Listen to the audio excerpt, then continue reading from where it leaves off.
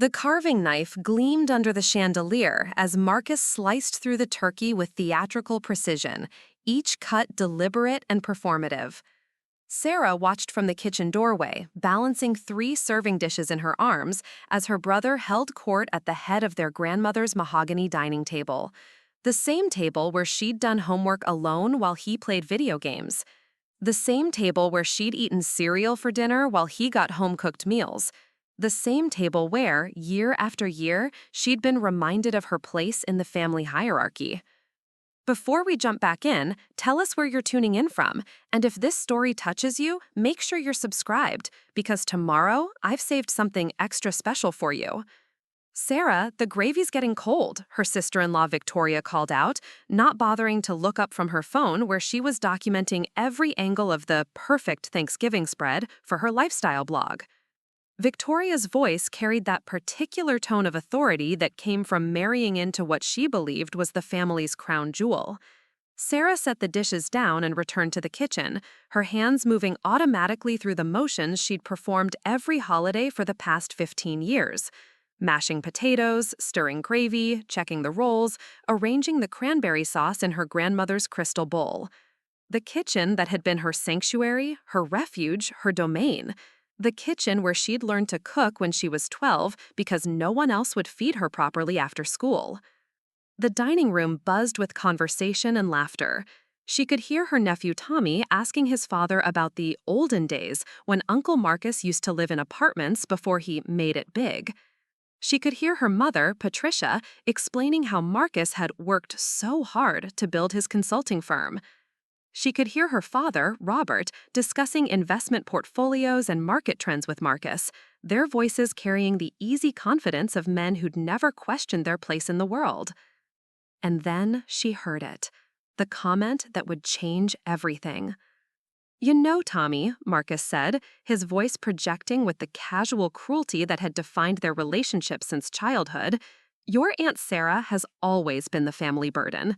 Even now, at 32, she's still figuring out what normal people figured out in their 20s. The kitchen fell silent around her. Even the bubbling gravy seemed to pause. Sarah's hand tightened around the serving spoon as the words hit her like ice water. Family burden. The phrase that had followed her through report cards where she'd been compared to Marcus's perfect grades. Through college applications, where Marcus's Ivy League acceptance had overshadowed her state school admission. Through job interviews, where family connections opened doors for him while she fought for every opportunity. "I mean," Marcus continued, and she could hear the slight chuckle in his voice, "we're all just grateful Mom and Dad bought this house big enough that there's always room for Sarah to land when her latest venture doesn't work out." Victoria's laughter tinkled like breaking glass. "Oh, Marcus, you're terrible, but you're not wrong. At least she cooks well. That's something, right?"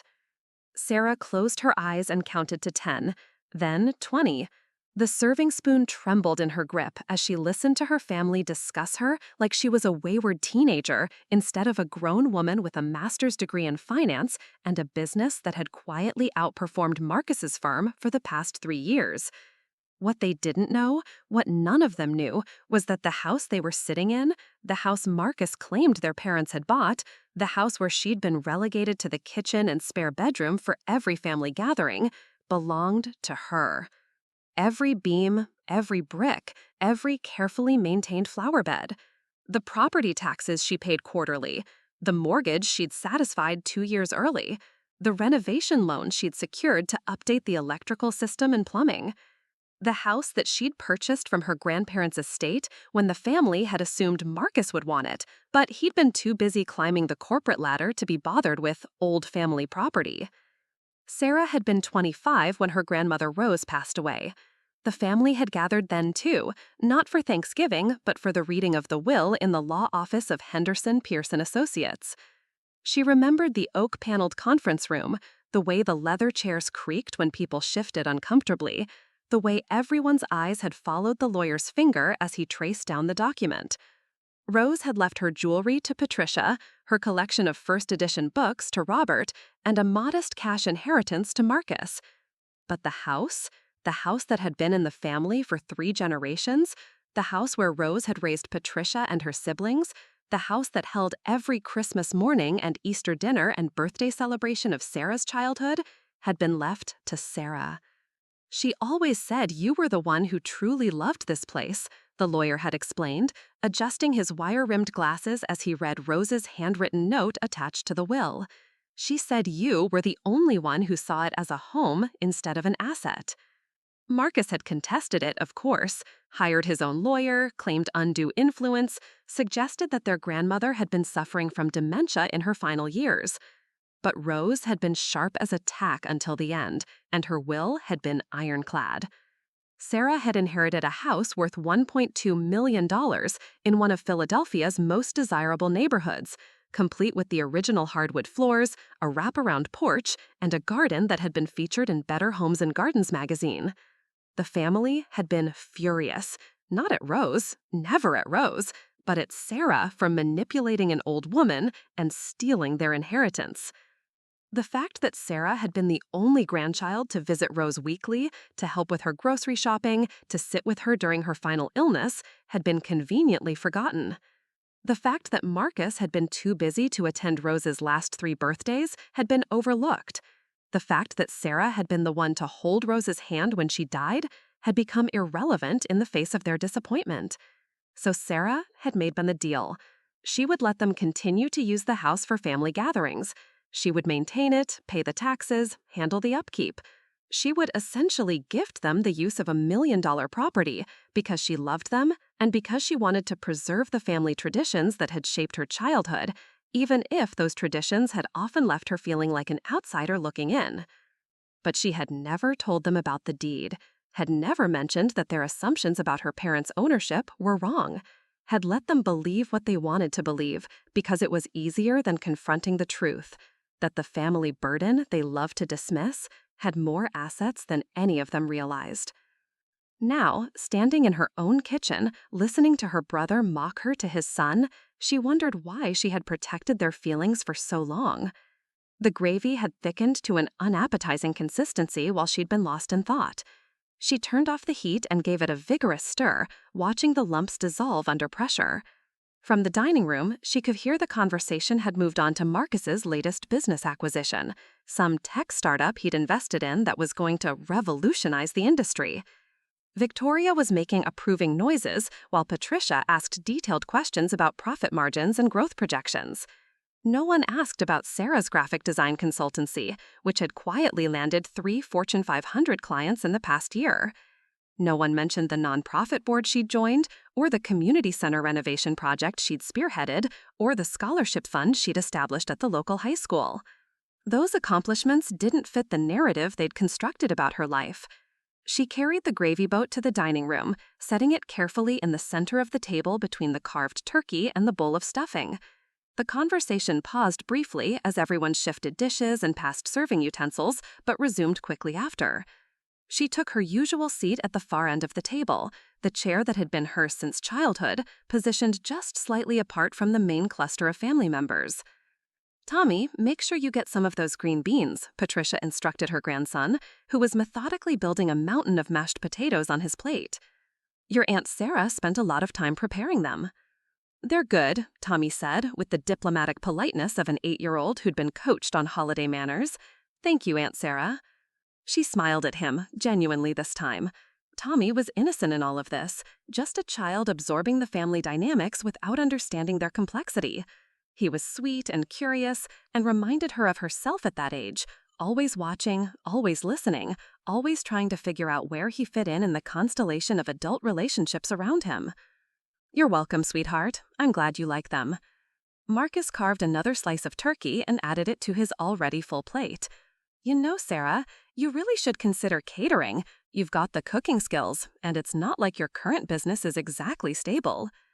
The comment hit its mark with surgical precision.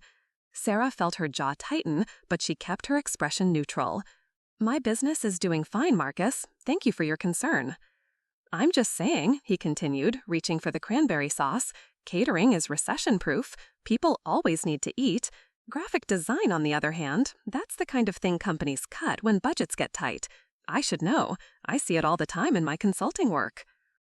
Victoria nodded sagely, as if she had extensive experience in business matters beyond her lifestyle blog that generated revenue through affiliate links for kitchen gadgets and seasonal decorations. Marcus is right. You need to think practically about your future, Sarah. You can't just drift forever. I'm not drifting, Sarah said quietly, cutting a piece of turkey with more force than necessary. I have clients, contracts, steady income. I'm not sure where you got the impression that I'm struggling. Robert cleared his throat, the way he always did when family conversations threatened to become uncomfortable. Let's just enjoy the meal, shall we? Sarah's done a beautiful job with everything. But Marcus wasn't finished. He never was. Once he had an audience and a target, he could go for hours. Dad, I appreciate that you want to keep things peaceful, but somebody needs to have an honest conversation with Sarah about her choices. She's 32 years old, living alone in that little apartment above the coffee shop, jumping from one freelance project to another. When is she going to settle down and build something real? The apartment above the coffee shop. Sarah almost laughed. She had maintained a small studio space above Grind Coffee on 3rd Street for the past 2 years, using it as her official business address and occasional workspace when she needed to meet with clients in a professional setting. But she'd never lived there. She lived here, in the house they were sitting in the master bedroom with the walk-in closet and the ensuite bathroom, in the space that had been hers since her grandmother's death 7 years ago. But she had never corrected their assumption because it fed into their narrative about her life, and it had seemed easier to let them believe what they wanted to believe. She had learned long ago that trying to change their perceptions of her was an exhausting battle she rarely won. "The apartment serves my needs," she said simply. "But don't you want more?" Patricia asked, her voice carrying the weight of 7 years of worry about her younger daughter's unconventional choices. "Don't you want a family, a real home, stability?" Sarah looked around the table, at the faces of people who had known her all her life but understood her not at all. They saw what they expected to see, the family burden, the late bloomer, the one who couldn't quite get her act together. They had decided who she was when she was 5 years old and Marcus was 7, and nothing she had done since had managed to shift that fundamental assessment. "I want a lot of things, Mom, but I want them on my own terms." "Your own terms," Marcus repeated with a slight shake of his head. "That's always been your problem, Sarah. You think you can just opt out of the way the world works. But the world doesn't care about your terms. The world rewards people who play by the rules, who build something concrete, who take responsibility for their futures." He gestured around the dining room with his fork, indicating the crystal glasses, the fine china, the carefully arranged centerpiece of autumn leaves and small pumpkins. "Look at this. This is what success looks like. This is what Mom and Dad worked for, what I'm working for. A beautiful home, a stable family, the ability to create traditions and pass them on to the next generation." Tommy looked up from his mashed potatoes, his 8-year-old mind processing the adult conversation with the gravity that children bring to things they don't fully understand. "Is this your house, Grandma and Grandpa?" Patricia smiled and reached over to smooth his hair. "It is, sweetheart. This is where your daddy grew up, and where Aunt Sarah grew up, too. We've had so many wonderful celebrations here." "But you don't live here anymore, right? You live in the retirement place with the pool?" "That's right. Grandpa and I moved to Sunset Gardens last year. We wanted something smaller, easier to manage, but we kept this house for family gatherings like today." Sarah felt something cold settle in her stomach. They hadn't kept the house. She owned the house. She had been paying the property taxes and the homeowner's insurance and the maintenance costs for 7 years, while they told everyone, including themselves, that they had kept it for family gatherings. "Who lives here now?" Tommy asked with the relentless curiosity of childhood. An awkward silence fell over the table. Sarah could see her parents exchanging glances, see Marcus's jaw tighten slightly. This was the question they had all been avoiding for years, the practical reality they had chosen not to examine too closely. "Well," Robert said slowly, "it's complicated, Tommy. The house is available for all of us to use. But somebody has to live here, right? Who gets the mail and waters the plants and stuff?" Sarah set down her fork and looked directly at her nephew. "I do, Tommy. I live here." The silence that followed was deafening. Victoria's perfectly glossed lips formed a small O of surprise. Patricia's hand froze halfway to her water glass. Marcus stared at her like she'd announced she was joining the circus. "You live here?" Victoria said finally, her voice pitched higher than usual. "In this house?" "Yes. But you said, I thought you had an apartment." "I have an office above the coffee shop. I live here." Marcus leaned back in his chair, his expression shifting from surprise to suspicion to something that looked like anger. "Since when?" "Since Grandma Rose died and left the house to me." The words hung in the air like smoke after a gunshot. Sarah could see the moment of comprehension dawn on each face around the table, the moment when 7 years of careful assumptions crumbled under the weight of a truth that had always been there, waiting to be acknowledged. "That's impossible," Marcus said flatly. "Mom and Dad bought this house from the estate." Sarah looked at her parents, waiting for one of them to speak, to correct the record, to acknowledge what they had always known but never discussed. But they sat frozen, caught between the lie they had allowed to persist and the truth they had never been comfortable confronting. "Well," Robert said slowly, "it's complicated, Tommy. The house is available for all of us to use. But somebody has to live here, right? Who gets the mail and waters to plants and stuff?" Sarah set down her fork and looked directly at her nephew. "I do, Tommy. I live here." The silence that followed was deafening. Victoria's perfectly glossed lips formed a small O of surprise. Patricia's hand froze halfway to her water glass. Marcus stared at her like she'd announced she was joining the circus. "You live here?" Victoria said finally, her voice pitched higher than usual. "In this house?" "Yes. But you said, I thought you had an apartment." "I have an office above the coffee shop. I live here." Marcus leaned back in his chair, his expression shifting from surprise to suspicion to something that looked like anger. "Since when?" "Since Grandma Rose died and left the house to me." The words hung in the air like smoke after a gunshot.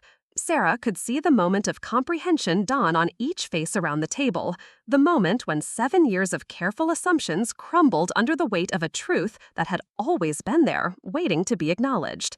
"That's impossible," Marcus said flatly.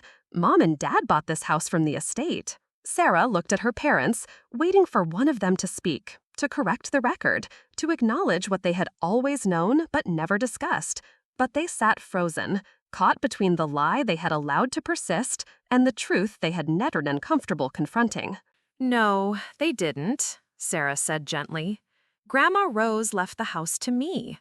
Mom and Dad helped with some of the paperwork and the estate taxes, but they never bought it. I own it." "You're lying," Marcus said, his voice hard and flat. "You're making this up to what? To make yourself feel important?" Sarah stood up slowly, her chair scraping against the hardwood floor that she had restored herself 3 years ago when the original finish had started to wear thin. "I'm not lying, Marcus. I have the deed upstairs in my filing cabinet, along with 7 years of property tax receipts, insurance payments, and maintenance records." She walked to the sideboard where her grandmother's silver tea service was displayed, the same service that had been used for special occasions throughout her childhood. From the drawer beneath, she pulled out a manila folder that she had never thought she would need, had never imagined she would have to use as evidence of her own reality. She returned to the table and opened the folder, spreading the documents across the white linen tablecloth like she was dealing cards. The deed, recorded with the county clerk's office. The property tax assessments, with her name clearly printed at the top. The homeowner's insurance policy that she renewed every year. The receipts for the new roof she'd installed 2 years ago when the old one had started leaking during a particularly harsh winter storm. "This," she said, pointing to the deed, "is what success looks like too, Marcus. It just doesn't look the way you expected it to." Marcus picked up the deed with hands that trembled slightly, scanning the legal language with the focused intensity of a man trying to find a flaw in a contract that would invalidate the entire agreement. Victoria peered over his shoulder, her perfectly contoured eyebrows drawn together in confusion. "I don't understand," Patricia said, her voice small and uncertain. "Why didn't you tell us? Why did you let us think?" Because you never asked, Sarah said simply. You assumed that I was the same struggling little sister who couldn't get her life together, and it was easier for everyone if I let you believe that. You got to feel successful and stable and generous for including me in your family gatherings. I got to keep the peace and avoid another fight about who deserved what from Grandma Rose's estate. Robert cleared his throat again, but this time it sounded more like a cough, like he was choking on words he couldn't figure out how to say. Sarah, we had no idea you were carrying all of this. The taxes, the maintenance. I know you didn't, because you never looked at the details. You just accepted the version of reality that made you comfortable. Marcus was still staring at the deed, his face cycling through emotions like a traffic light.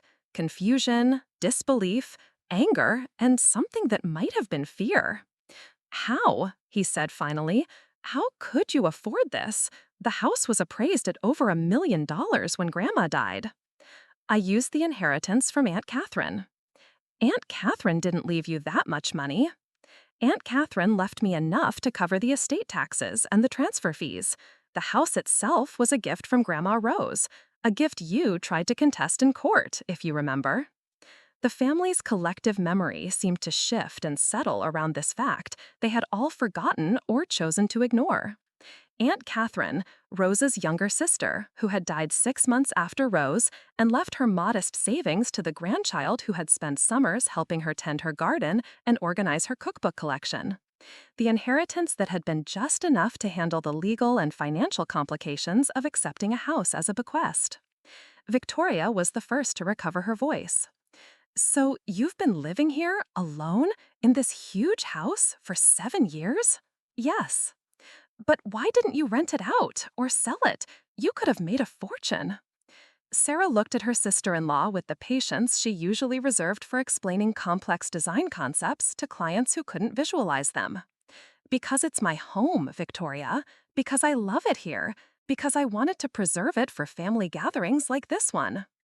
Family gatherings where you cook and clean while we talk about you like you're not in the room, Marcus said. And for the first time in years, his voice carried something that might have been shame. I don't mind cooking. I enjoy it. And I don't mind hosting.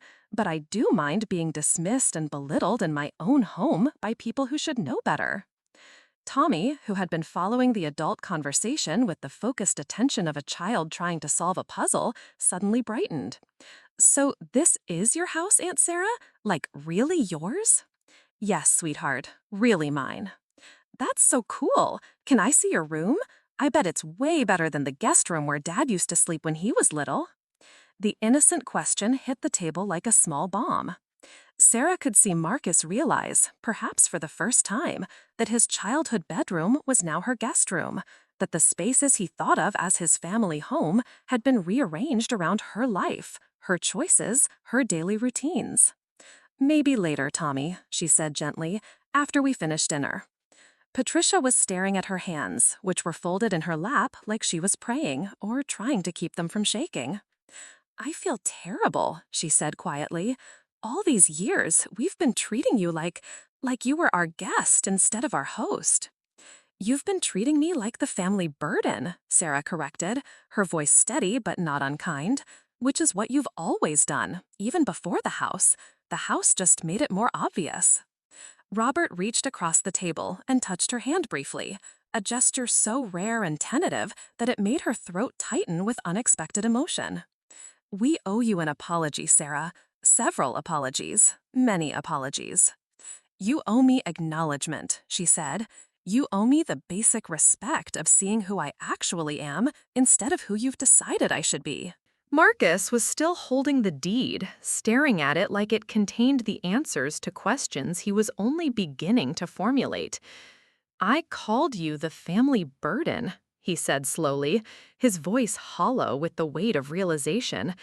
I called you the family burden in your own house, at your own table, eating food you prepared with your own hands. Yes, you did.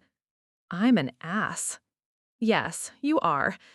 He looked up at her then, really looked at her, and she could see him trying to reconcile the sister he thought he knew with the woman sitting across from him who owned property worth more than his annual salary, who had been subsidizing their family traditions without complaint or recognition for 7 years, who had built a successful business while he had been dismissing her as a failure.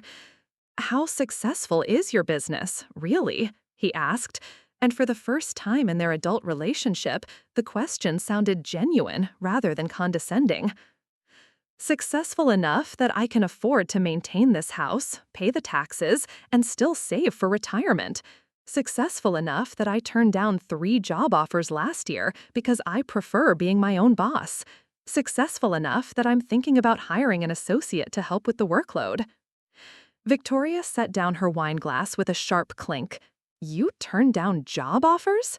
Good ones, 6-figure salaries with benefits and 401k matching. But I like what I do, I like my clients, and I like having control over my schedule and my projects." "But you could have told us," Patricia said, her voice carrying the particular frustration of a mother who has been worrying unnecessarily for years. "You could have let us know that you were doing well, that you didn't need our help or our concern." "I could have, but you could have asked too. You could have looked at the evidence of my life and drawn different conclusions. You could have wondered how I managed to afford designer clothes and regular vacations and a new car every few years if I was really struggling as much as you assumed." Sarah gestured around the dining room, at the fresh flowers she replaced weekly, the antique furniture she had carefully maintained and restored, the artwork on the walls that she had selected and framed and hung with the eye of someone who understood composition and color theory. You could have wondered who was keeping this place so beautiful, who was making sure the garden was maintained and the gutters were cleaned and the furnace was serviced every fall. You could have asked yourselves how a struggling freelancer managed to host elaborate family dinners without ever seeming stressed about the cost or the preparation. The silence that followed was different from the earlier silences. This one was heavy with recognition, with the weight of years of willful blindness finally lifting to reveal a landscape they had never bothered to examine. Tommy finished the last of his mashed potatoes and looked around the table at the adults who had suddenly forgotten he was there. "Are you all mad at each other?" he asked, with the directness that only children could manage. "No, sweetheart," Sarah said, reaching over to touch his hand. "We're not mad, we're just figuring some things out." "Good figuring out or bad figuring out?" She considered the question seriously, looking at the faces around her table, in her dining room, in her house. Her parents looked ashamed and confused. Victoria looked like she was recalculating every assumption she had made about the family hierarchy. Marcus looked like a man who had just realized he had been fighting the wrong war for the wrong reasons for most of his adult life. "Good figuring out," she said finally. "I think it's good figuring out." Tommy nodded solemnly and reached for another dinner roll. "Okay, can I have more butter?" The request was so normal, so innocent, so removed from the adult complexities swirling around the table that it made everyone laugh, a sound that released some of the tension that had been building like pressure in a sealed container. Sarah passed him the butter dish and watched as he carefully spread it across his roll with the intense concentration of an 8-year-old performing surgery. Children, she reflected, had a gift for bringing perspective to situations that adults could complicate beyond recognition. "Sarah," Marcus said, his voice quieter than it had been all day, "I need to ask you something, and I need you to answer honestly." She nodded, waiting. "Do you want us to leave? I mean, do you want us to stop having family gatherings here? Because if this is your house and we've been treating you badly, maybe you'd prefer to host people who actually appreciate what you're doing." It was a fair question, and one she had asked herself more than once over the years when the family dynamics had become particularly difficult to navigate. There had been Thanksgivings when she had fantasized about spending the holiday alone, about making a simple meal for one and eating it in peaceful silence while watching old movies. There had been Christmas mornings when she had wondered what it would be like to wake up in her own house without having to prepare for an invasion of people who would criticize her coffee and rearrange her furniture and leave without helping to clean up. But there had also been moments of genuine connection, flashes of the family she remembered from childhood, when the roles had been less rigid and the expectations less complicated. Tommy's laugh when she told him stories about his father's childhood mishaps. Her mother's rare moments of vulnerability when she would share memories of her own mother, Sarah's grandmother Rose. Even Marcus occasionally dropped his guard and remembered that they had once been allies, co-conspirators in the universal struggle of growing up in a household where emotions were rarely discussed and approval was always conditional. "I want you to stay," she said finally, "but I want things to be different. I want to be acknowledged as your host instead of dismissed as your charity case. I want my contributions to be recognized and valued. I want to be treated like an adult member of this family instead of a perpetual disappointment who needs constant guidance and correction." Marcus nodded slowly, and she could see him processing the implications of her words. Fair enough. More than fair, actually. "And I want you to stop telling people I'm the family burden." God, Sarah, I'm so sorry. I can't believe I said that. Especially here. Especially. He gestured helplessly around the room. "You must think I'm completely insufferable." "I think you're my brother," she said simply. "I think you're complicated and flawed and sometimes cruel, but I also think you're capable of being better than you've been." Victoria cleared her throat delicately, a sound that usually preceded one of her attempts to steer conversation towards topics that made her more comfortable. "Sarah, I have to ask, what's your house worth now? I mean, property values in this neighborhood have been climbing steadily." "Victoria," Marcus said sharply, but Sarah held up a hand to stop him. "It's fine. It's a reasonable question." She looked at her sister-in-law, who was fidgeting with her designer bracelet in a way that suggested she was already calculating numbers in her head. Preparing and narrating this story took us a lot of time, so if you are enjoying it, subscribe to our channel. It means a lot to us. Now back to the story. The last appraisal put it at just over $2 million. That was 18 months ago. The figure hit the table like a physical weight. Robert's water glass stopped halfway to his mouth. Patricia's eyes widened until Sarah could see white all around the irises. Victoria's hand froze on her bracelet like she had suddenly forgotten how jewelry worked. $2 million? Marcus repeated slowly, as if testing the words for accuracy. 2.1, actually. Jesus Christ, Sarah. Language, Patricia said automatically, then seemed to realize that her usual maternal corrections were somewhat beside the point given the circumstances. "I'm sorry," Marcus said, running his hands through his hair in a gesture she remembered from childhood when he was overwhelmed by math homework or science projects. "I'm trying to wrap my head around this. You own a house worth $2 million, you run a successful business, you've been financially independent for years, and we've been treating you like you're one step away from bankruptcy and homelessness." That's a pretty accurate summary, yes. How did we get it so wrong?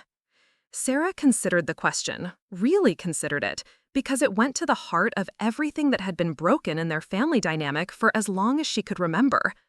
"You got it wrong because you decided who I was when I was 5 years old, and you never updated your assessment based on new information. You got it wrong because you needed me to be the family failure so that Marcus could be the family success. You got it wrong because it was easier to believe that I was struggling than to acknowledge that I might be thriving in ways you didn't understand or approve of." She paused, gathering her thoughts, aware that this might be the only opportunity she would ever have to say these things clearly and completely. "You got it wrong because you confused conventional success with actual success.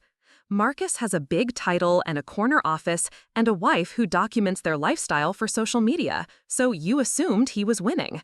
I work from home, and I'm single, and I drive a practical car instead of a luxury sedan, so you assumed I was losing. But you never looked at the actual numbers, the actual quality of life, the actual level of happiness and fulfillment." Marcus was staring at his hands, which were clenched into fists on either side of his plate. "Are you happy, Sarah? I mean, really happy?" It was such an unexpected question, so devoid of his usual competitive edge, that it caught her completely off guard. She had been prepared for more defensiveness, more justification, more attempts to minimize or explain away 7 years of dismissive behavior. She had not been prepared for genuine curiosity about her emotional state. Most of the time, yes. I love my work, I love this house, I love the independence of making my own choices and setting my own priorities. I have good friends, interesting projects, and enough financial security to take risks when opportunities present themselves. But, he prompted because he could hear the hesitation in her voice, but it gets lonely sometimes, being misunderstood by the people who are supposed to know you best. It gets exhausting, being treated like a child when you're capable of taking care of yourself and others. It gets frustrating, watching people you love make assumptions about your life instead of asking questions about your reality. Patricia reached for her napkin and dabbed at her eyes, a gesture so unusual that everyone at the table turned to look at her. Sarah's mother was not a crier, had not been a crier throughout Sarah's childhood, had always prided herself on emotional control and practical problem-solving. "I've been a terrible mother to you," she said quietly, her voice thick with tears she was trying not to shed. "All these years, I've been worrying about you and trying to fix you and giving you advice you didn't need, when I should have been celebrating you and supporting you and asking how I could help with the things you were already doing successfully." "Mom." "No, let me finish. I need to say this." Patricia set down her napkin and looked directly at her daughter, her eyes bright with unshed tears but her voice growing stronger. "I've been so focused on the way I thought your life should look that I completely missed the way your life actually looks. I've been treating you like a problem to be solved instead of a person to be loved and respected." She gestured around the room, taking in the evidence of Sarah's competence and stability that had been visible for years to anyone who cared to look. "You've created something beautiful here. You've built a life that most people would envy. You've been generous and patient with a family that has been ungrateful and blind." "You haven't been terrible," Sarah said gently. "You've been human. You've made mistakes, but you've also been there when I needed you. You helped me navigate the legal complications when Grandma Rose died. You supported me when I decided to start my own business, even if you worried about the risks. You've shown up for every holiday and birthday and celebration, even when the dynamics were complicated. But I could have done better. I should have done better. We all could have done better. That's why we're having this conversation now, instead of continuing to pretend everything is fine." Robert had been unusually quiet during the emotional exchange between his wife and daughter, but now he cleared his throat and spoke in the careful tone he used when he was trying to navigate particularly sensitive territory. "Sarah, I have a confession to make. I knew about the house." Every eye at the table turned to him with the force of a spotlight. Patricia's mouth opened in surprise. Marcus leaned forward like he hadn't heard correctly. "You knew?" Sarah asked. "I knew Rose left it to you.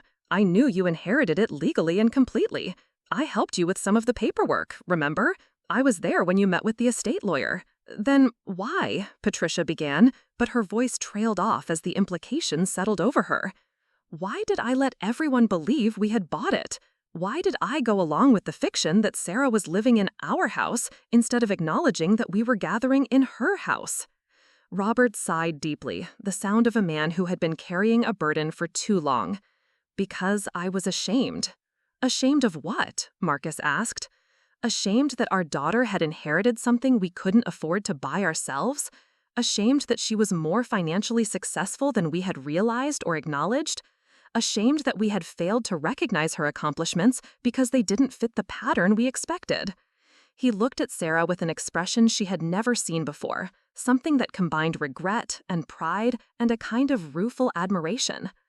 "I was ashamed that you had surpassed us, and instead of celebrating that achievement, I helped perpetuate a lie that diminished it." The honesty of the confession hit the table like a physical force. Sarah felt something shift in her chest, a knot of resentment she hadn't even realized she was carrying, finally beginning to loosen. "Dad." I'm proud of you, Sarah. I should have said that years ago, but I'm saying it now. I'm proud of your business. I'm proud of the way you've maintained this house. I'm proud of the woman you've become despite our failure to see her clearly. Tommy, who had been quietly working his way through a second dinner roll while the adults talked about complicated things he didn't fully understand, suddenly looked up with the bright expression of someone who had just solved a puzzle. "So, Aunt Sarah is like a secret millionaire? He asked with the delighted tone children use when they discover that the world is more interesting than they had previously understood. The question was so innocent, so free of the emotional complexity that had been weighing down the adult conversation, that it made everyone laugh again. Sarah reached over and ruffled his hair affectionately. "Something like that, sweetheart." "That's so cool. Are you going to buy a yacht? Rich people always have yachts on TV." "I don't think I need a yacht, Tommy. I'm pretty happy with the house and the garden." "What about a swimming pool? You could totally fit a swimming pool in the backyard." Marcus made a choking sound that might have been laughter or something else entirely. "Tommy, I don't think Aunt Sarah needs our suggestions about how to spend her money." "It's fine," Sarah said, smiling at her nephew's enthusiasm. "Actually, I have been thinking about a pool, maybe next summer." The casual mention of such a significant expenditure seemed to remind everyone at the table that they were still adjusting to a completely revised understanding of Sarah's financial situation. Victoria's lifestyle blogger instincts were clearly kicking in because she was looking around the dining room with new eyes, probably calculating the renovation costs and imagining the content possibilities. "Sarah," she said carefully, "I hope you don't mind me asking, but how long have you been— when did your business become so successful?" It was a fair question, and one that got to the heart of how they had all missed such a significant part of Sarah's reality for so long. "It was building gradually for about 5 years," Sarah said. "The first couple of years were pretty lean, just like any startup. But I landed a major client in year 3, which led to referrals, which led to more major clients. Last year was my best year yet, and this year is already tracking to be even better." "What kind of major clients?" Marcus asked, and she could hear him shifting into business mode, trying to understand the mechanics of her success. "Fortune 500 companies, mostly. Rebranding campaigns, website redesigns, marketing materials. I did the visual identity for that new hotel chain that's been advertising everywhere, Meridian Suites." Victoria's eyes widened. "You designed the Meridian logo? I love that logo. It's everywhere right now." "Thank you. That was a fun project." "How much does something like that pay?" Marcus asked, then immediately looked embarrassed. "Sorry, that's probably too personal." "It's fine. Projects like that typically run between 50 and 100,000, depending on the scope and timeline." The number hung in the air for a moment while everyone processed it. Sarah could see the mental calculations happening around the table, the realization that she was earning the kind of money they had all assumed was beyond her reach. "So, when you said you turned down job offers with 6-figure salaries," Patricia said slowly, "you turned them down because you're already making more than that as a freelancer." "Significantly more, yes, and with more flexibility and creative control." Robert was shaking his head with the expression of someone who had just realized he had been reading a map upside down for years. "We really had no idea, did we?" "None whatsoever," Sarah confirmed. "But that was partly my choice. I could have corrected your assumptions at any time. I let you believe what you wanted to believe because it seemed easier than dealing with the fallout of challenging your expectations." Marcus leaned back in his chair, his expression cycling through a complex series of emotions. "I feel like such an idiot. All these years, I've been giving you career advice and financial guidance like you were some kind of charity case, when actually, you might be the one who could use some advice," Sarah finished gently. The comment was delivered without malice, but it hit its mark. Marcus's consulting firm, while successful by conventional standards, was heavily dependent on a few major clients and vulnerable to economic downturns in ways that Sarah's more diversified portfolio was not. His lifestyle, while impressive on social media, was also extensive to maintain and little room for the kind of savings and investment strategies that had allowed Sarah to build real wealth. "Ouch," he said, but he was smiling when he said it. "But fair, definitely fair." "I'm not trying to be cruel, Marcus. I'm just trying to point out that success comes in different forms, and maybe we should all be less quick to judge each other's choices based on surface appearances." Victoria had been unusually quiet during the latter part of the conversation, but now she spoke up with the tentative tone of someone who was still recalibrating her understanding of the family dynamics. "Sarah, I owe you an apology too. I've been dismissive of you. I've treated you like you were less important than the rest of the family, like your opinions and choices didn't matter as much as ours. It was an unexpectedly gracious admission from someone who usually preferred to avoid uncomfortable conversations. Sarah nodded, accepting the apology without demanding details about specific slights or oversights. Thank you, Victoria. I appreciate that. Can I ask you something? Of course. Why did you let us treat you that way? I mean, you clearly didn't need our approval or our financial support or our guidance. You could have told us to back off at any time. Why didn't you?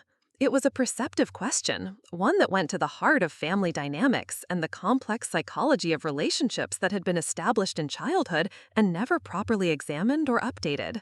Sarah considered her answer carefully, aware that this might be the most important part of the entire conversation.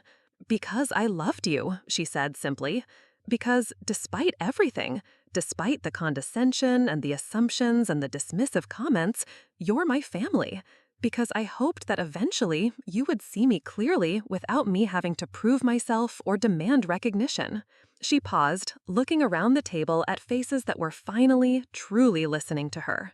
And because I thought that if I was patient enough, generous enough, accommodating enough, you would eventually realize that your version of my life didn't match reality. I thought the truth would become obvious without me having to make a federal case out of it. But it didn't, Patricia said quietly. No, it didn't. If anything, you all became more convinced that you understood my situation, more confident in your assessments, more certain that I needed your guidance and concern.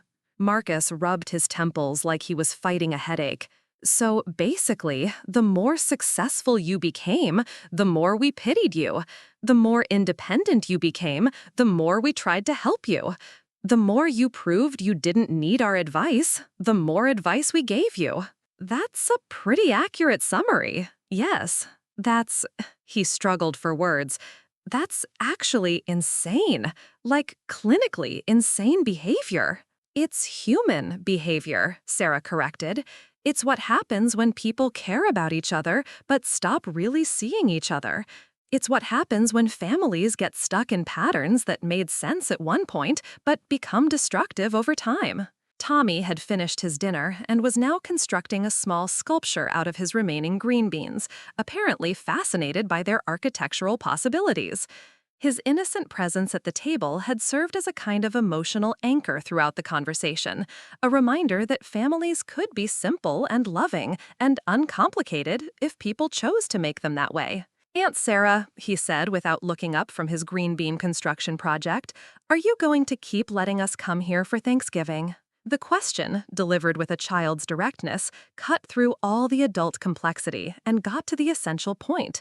What happened next? Sarah looked around the table at her family, these people who had frustrated and hurt and dismissed her, but who had also shaped her and loved her and been the constant backdrop of her entire life. She thought about all the holidays they had shared in this house, all the traditions they had maintained, all the memories they had created, despite the underlying tensions and misunderstandings. Yes, Tommy, you'll always be welcome here for Thanksgiving. Good, he said with satisfaction, adding another green bean to his architectural masterpiece. I like it here. It feels like home. Out of the mouths of babes, Sarah thought. It does feel like home. Because it is home. Finally, officially, acknowledged home. The conversation continued for another hour as the family slowly processed the implications of everything that had been revealed. There were more apologies, more questions, more attempts to understand how they had all been so wrong about something so fundamental for so long. There were practical discussions about how things would be different going forward, about acknowledgement and respect, and the importance of asking instead of assuming. But underneath all the adult complexity, Tommy's simple observation echoed in Sarah's mind. It feels like home. For the first time in 7 years, sitting at her own table in her own house with her family finally seeing her clearly, it really did feel like home. The family burden had turned out to be the family foundation all along. And that, Sarah thought as she watched the sun set through the windows of her dining room, was the kind of plot twist that made even the most difficult conversations worth having. As the evening wound down and the dishes were cleared and the last of the wine was finished, Sarah realized that this Thanksgiving would be remembered not for the turkey or the traditional family gathering, but for the moment when the truth finally emerged from years of willful blindness. It had taken a single careless comment about being the family burden to reveal that the burden had been carrying them all along. And somehow, despite everything, that felt like exactly the kind of revelation worth being grateful for. The week following Thanksgiving brought an unusual silence to Sarah's phone.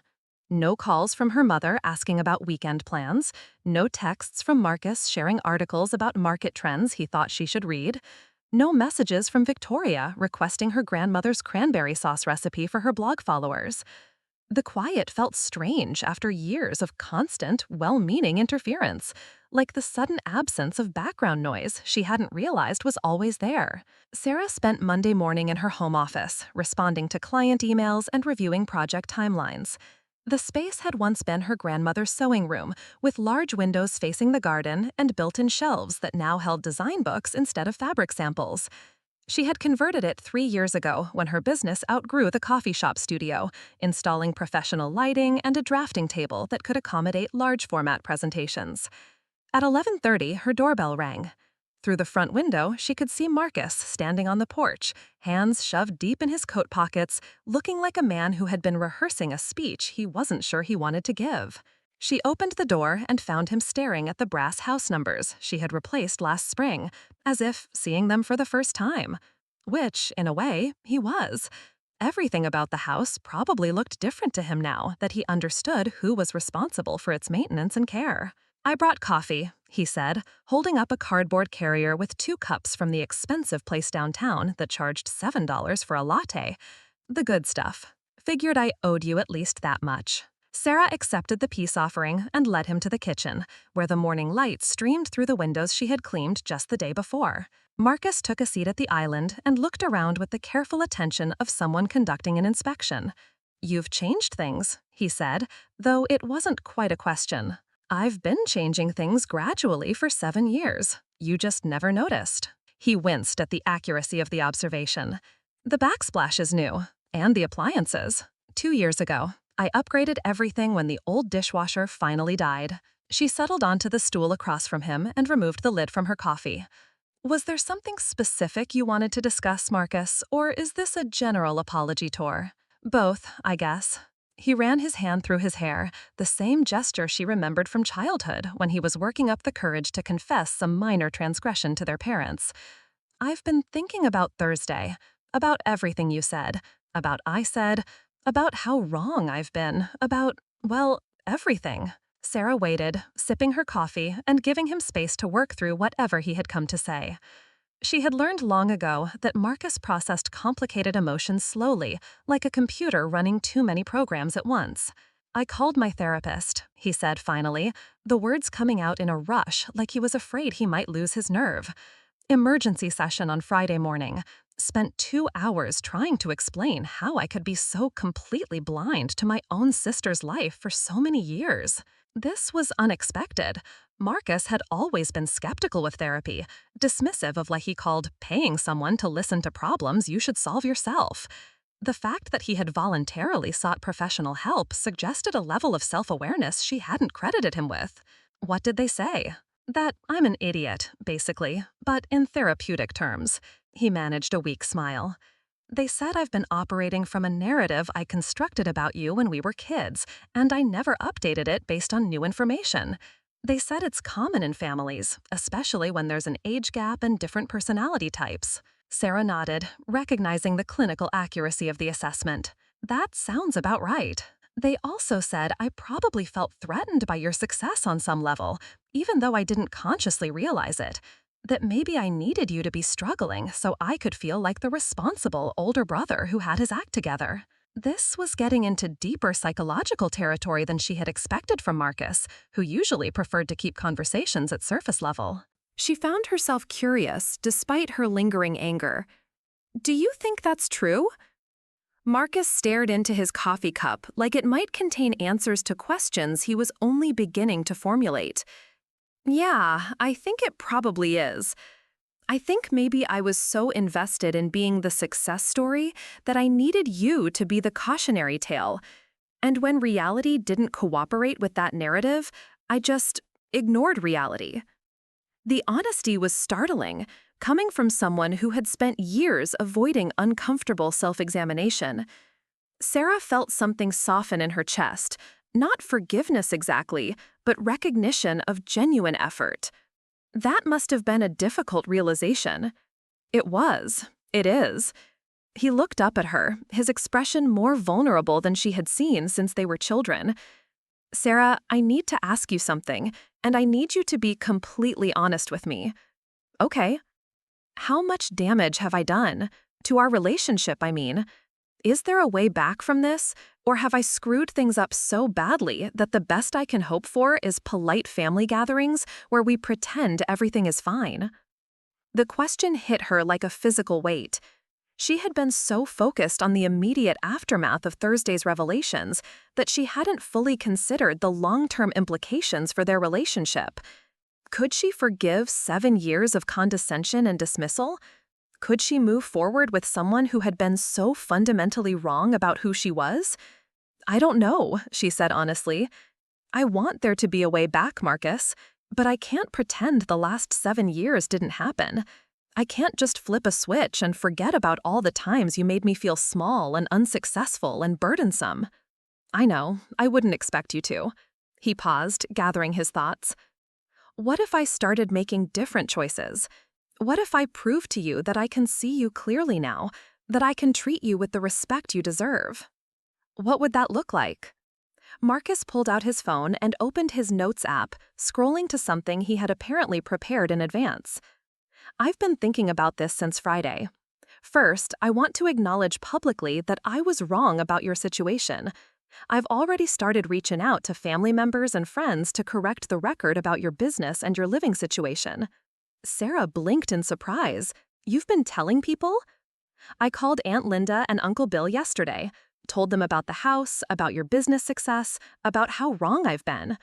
I'm planning to call the cousins today, and I want to post something on social media that sets the record straight. This was not what she had expected. The Marcus she knew was careful about his public image, reluctant to admit mistakes that might make him look foolish or diminish his reputation as someone who had life figured out. You don't have to do that. Yes, I do. I've spent years telling people you were struggling and needed family support. I've probably damaged your professional reputation without even realizing it. The least I can do is correct the narrative I helped create. Sarah felt an unexpected surge of gratitude. She hadn't realized how much the family's perception of her had bothered her until Marcus offered to publicly correct it. What else is on your list? I want to pay you back for all the family gatherings you've hosted. I've been doing some research on catering costs and event planning, trying to figure out what it would cost to host the kind of dinners you've been providing. I think I owe you at least $20,000, probably more. Marcus! Let me finish. I also want to establish a new protocol for family events. No more assumptions about who's paying or who's hosting. No more taking your generosity for granted. If we're going to continue having gatherings here, we need to contribute appropriately to the costs and the work. He scrolled down to the next item on his list. I want to learn about your business, really learn about it. Not so I can give you advice you don't need, but so I can understand what you do and maybe even refer clients to you when appropriately. Sarah found herself genuinely moved by the thoroughness of his planning. This wasn't a casual apology or a superficial attempt to smooth things over. This was evidence of serious thought and genuine commitment to change. There's more, Marcus continued. I want to have regular check-ins with you. Monthly coffee meetings where we actually talk about your life, your goals, your challenges. Not because I think you need my guidance, but because I want to be a better brother, and I can't do that if I don't understand what's actually happening in your world. And finally, he said, looking directly at her, I want to be someone you can count on instead of someone you have to manage. I want to be the kind of brother who supports your decisions instead of questioning them, who celebrates your successes instead of minimizing them, who asks how he can help instead of assuming he knows what you need. Sarah sat in silence for a long moment, processing the scope of what he was offering. It was more than an apology. It was a complete reconstruction of their relationship based on accurate information instead of outdated assumptions. "That's a pretty comprehensive plan," she said finally. "It needs to be. I've been pretty comprehensively wrong." She studied his face, looking for signs of the performative charm he sometimes deployed when he wanted to avoid difficult conversations. But his expression was serious, almost grave, like someone who had received a diagnosis and was finally ready to deal with the implications. "Okay," she said, "let's try it." Relief washed over his features so completely that she realized he had been genuinely afraid she might reject his overtures entirely. "Really? Really? But Marcus, this has to be consistent. I can't go through this again in 6 months when you revert to old patterns because change turned out to be harder than you expected." "I understand, and I'll keep seeing my therapist to make sure I'm staying on track." They talked for another hour, working through practical details and emotional logistics. Marcus asked thoughtful questions about her business operations and seemed genuinely interested in her answers. He shared some of his own professional challenges, and for the first time in years, the conversation felt balanced and reciprocal. After he left, Sarah returned to her office, but found it difficult to concentrate on work. The conversation had been emotionally exhausting in the best possible way, like a long overdue physical therapy session that hurt while it was happening, but left you feeling more functional afterward. Her phone buzzed with a text from Victoria. "Can we talk? I'd like to apologize properly." Sarah stared at the message for several minutes before responding. "Of course. When works for you?" "Today? I could come by after lunch if you're free." "That works. See you around 2. Victoria arrived precisely on time, carrying a bottle of wine and wearing the kind of carefully casual outfit that suggested she had given considerable thought to striking the right tone for the occasion. She looked nervous in a way that Sarah had never seen before, like someone who had been forced to acknowledge that her usual social strategies were inadequate for the situation at hand.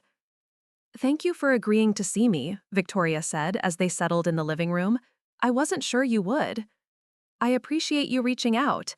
Victoria twisted her wedding ring around her finger, a nervous habit that emerged when she was genuinely anxious, rather than performing anxiety for dramatic effect. "Sarah, I need to be honest with you about something. It's about the blog." Sarah felt a familiar knot form in her stomach. Victoria's lifestyle blog had always been a source of minor irritation, the way it presented their family gatherings as part of Victoria's perfectly curated domestic universe without acknowledging the actual work that went into creating those experiences. "Go on." "I've been writing about our family dinners for 3 years. The Thanksgiving posts, the Christmas morning features, the Easter brunch spreads. They've been some of my most popular content, hundreds of thousands of views and engagement." "I know, I've seen them." Victoria looked surprised. "You have?" "Marcus sends me the links sometimes. I think he's proud of the way you document our traditions." "But you never said anything." "What was I supposed to say? You never asked my permission to feature my food or my house or my work in your content.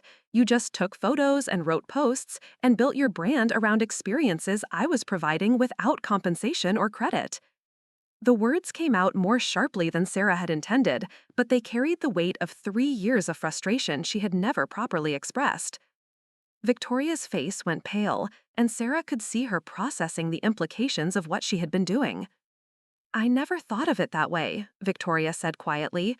"I thought of them as family gatherings, not as your work product."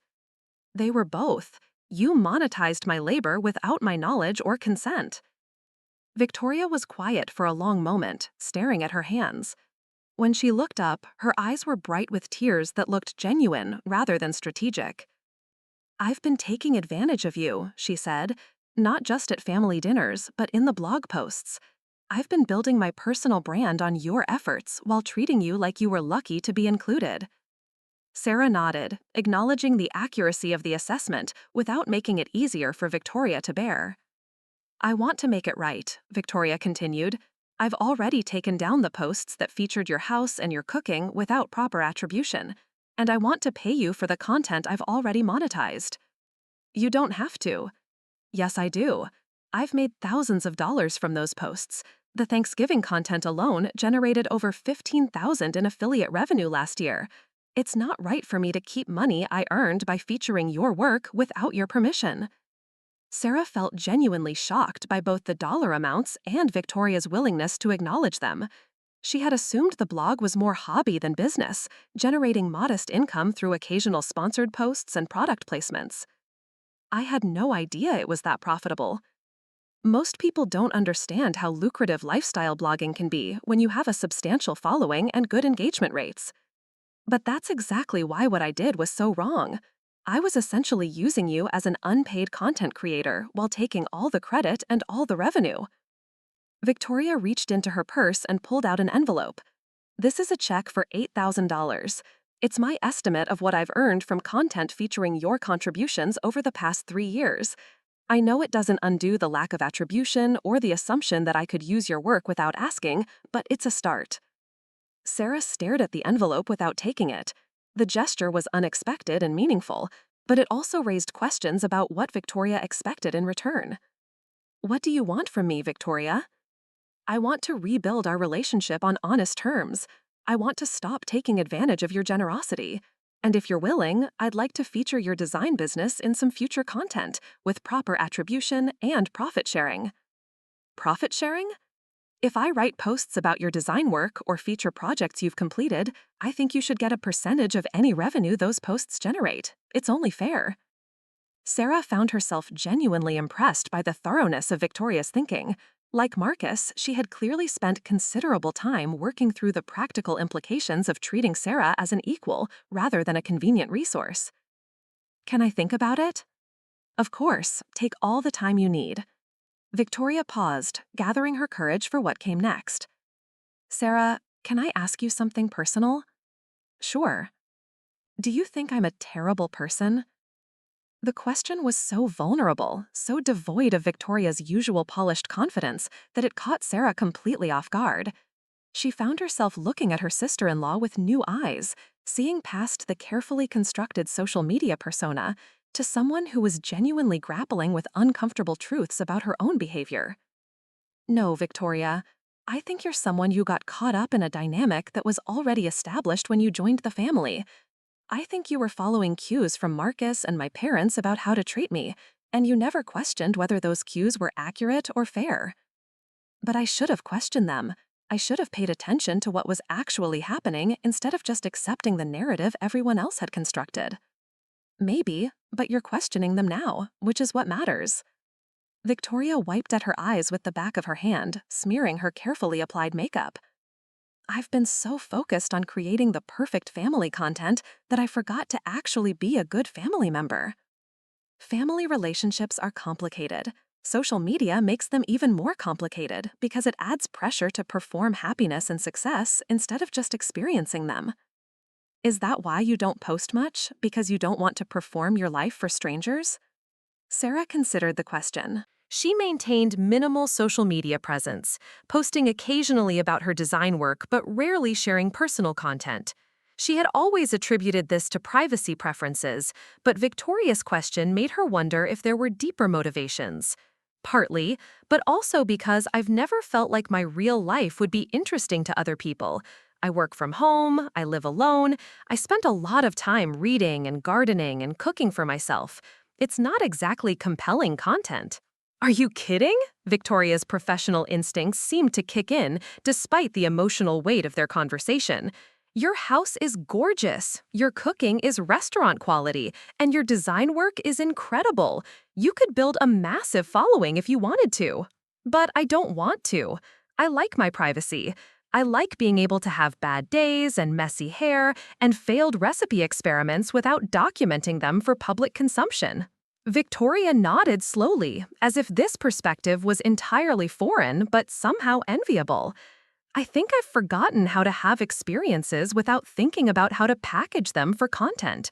It's exhausting, actually."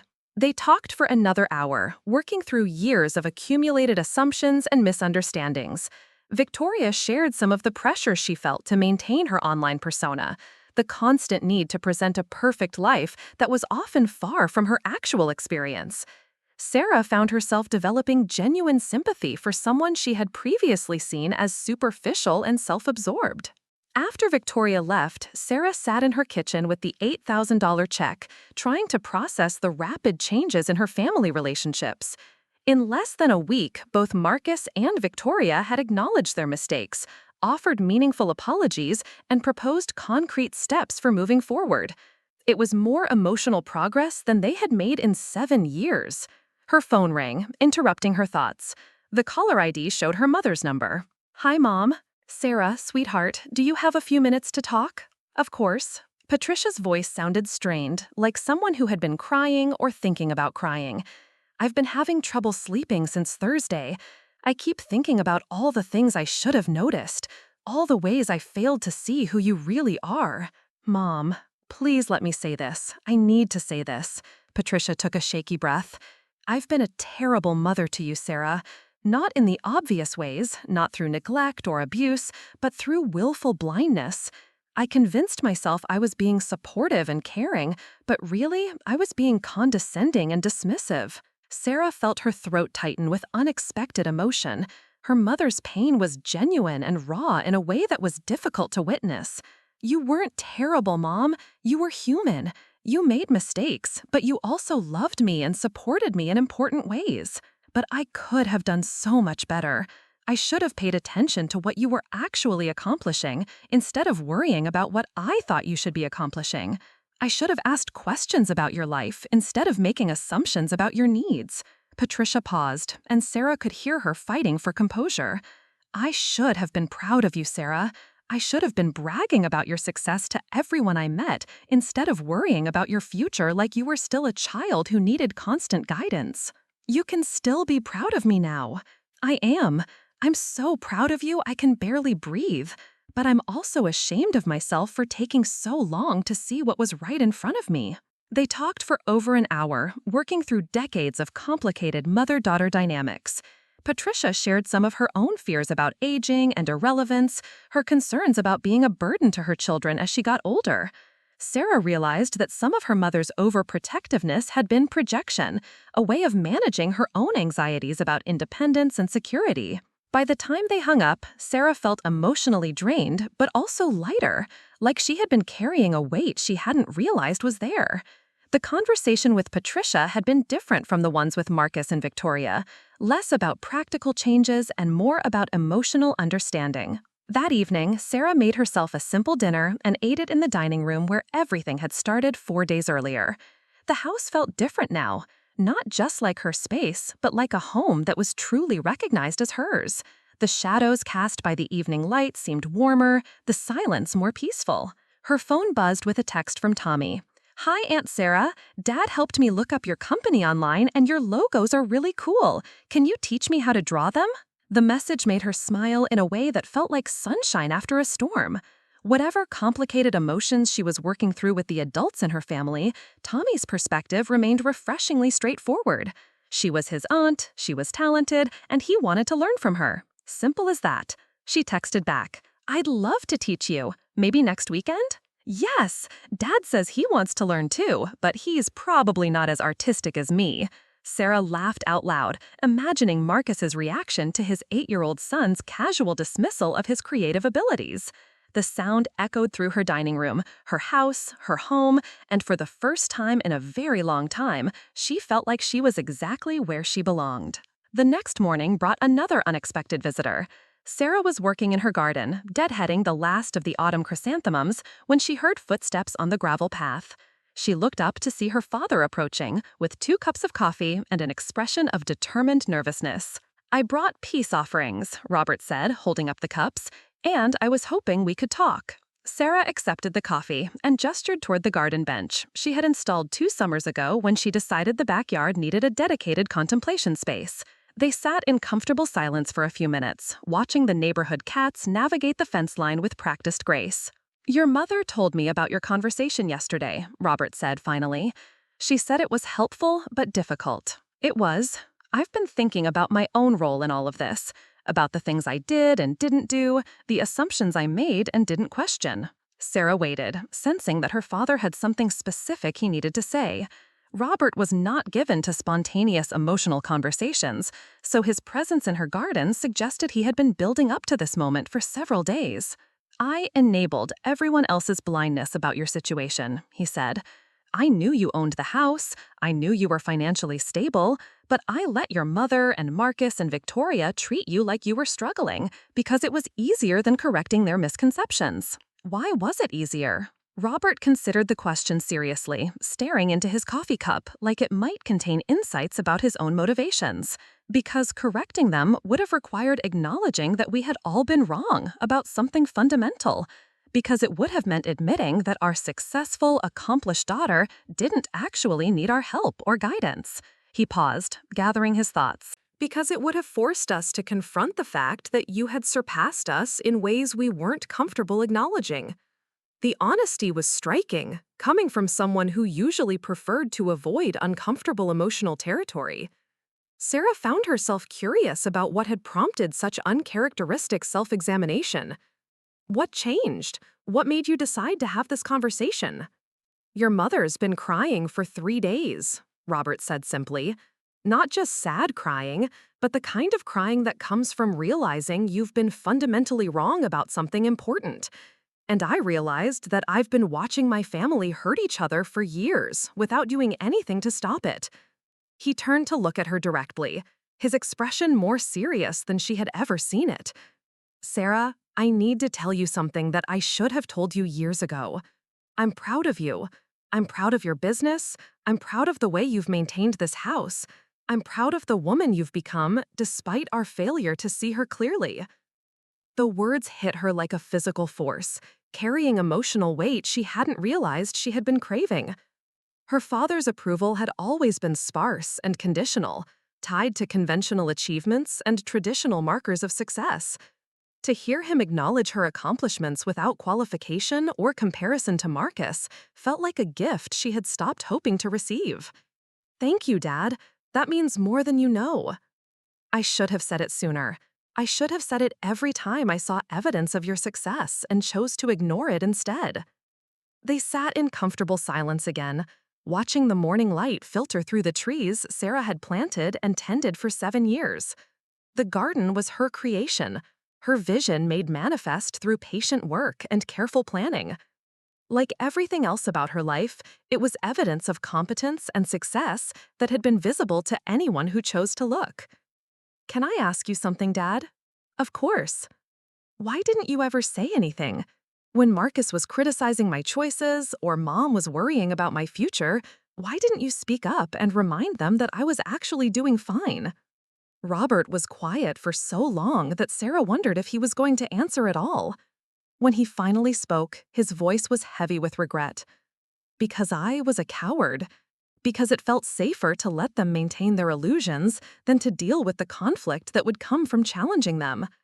Because I told myself that your strength meant you didn't need my protection, when really it meant you deserved my respect."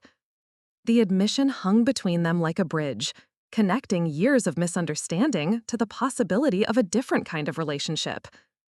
Sarah felt something shift in her chest, not forgiveness exactly, but recognition of genuine remorse and the potential for change. "It's not too late to start speaking up," she said gently. "I know, and I will. I promise you, Sarah, I will." They talked for another hour about practical things and emotional things, about family dynamics and individual growth. Robert shared some of his own struggles with retirement and aging, his fears about becoming irrelevant or burdensome to his children. Sarah realized that her parents' overprotectiveness had been partly about their own need to feel useful and important as they navigated the transition from active parenting to whatever came next. When Robert finally left, Sarah remained in the garden, thinking about the rapid transformation in her family relationships. In less than a week, she had received more genuine acknowledgement and respect from her family than she had in the previous 7 years combined. It was overwhelming and gratifying and slightly surreal, like waking up to discover that a chronic pain had mysteriously disappeared overnight. Her phone rang, interrupting her contemplation. The caller ID showed a number she didn't recognize. "Hello?" Is this Sarah Mitchell? This is Jennifer Walsh from Design Today magazine.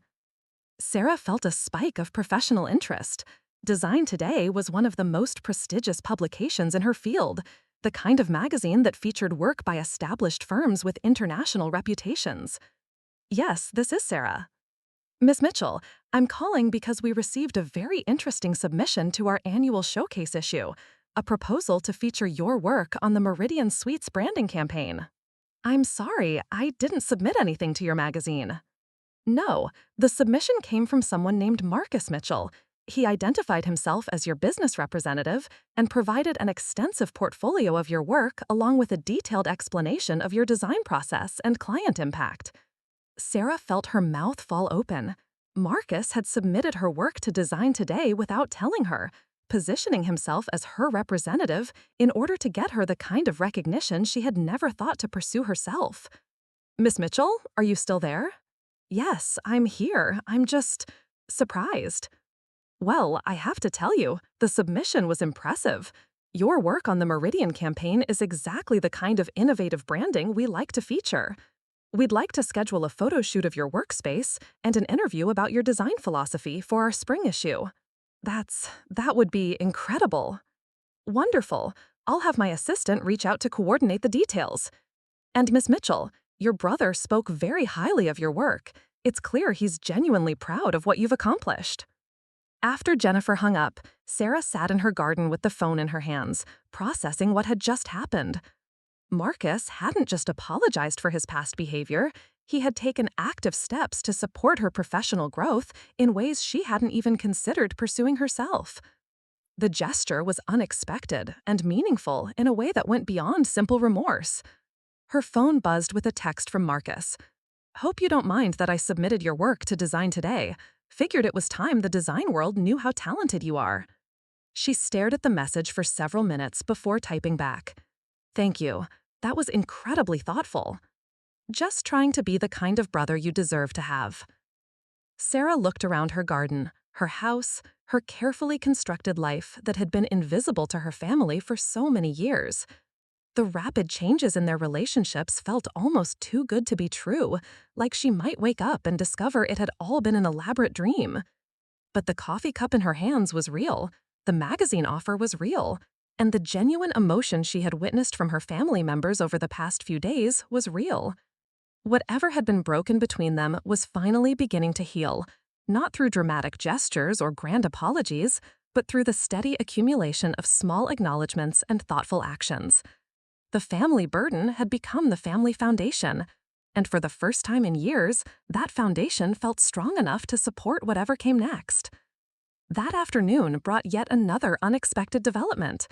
Sarah was reviewing the contract for a potential new client when her doorbell rang.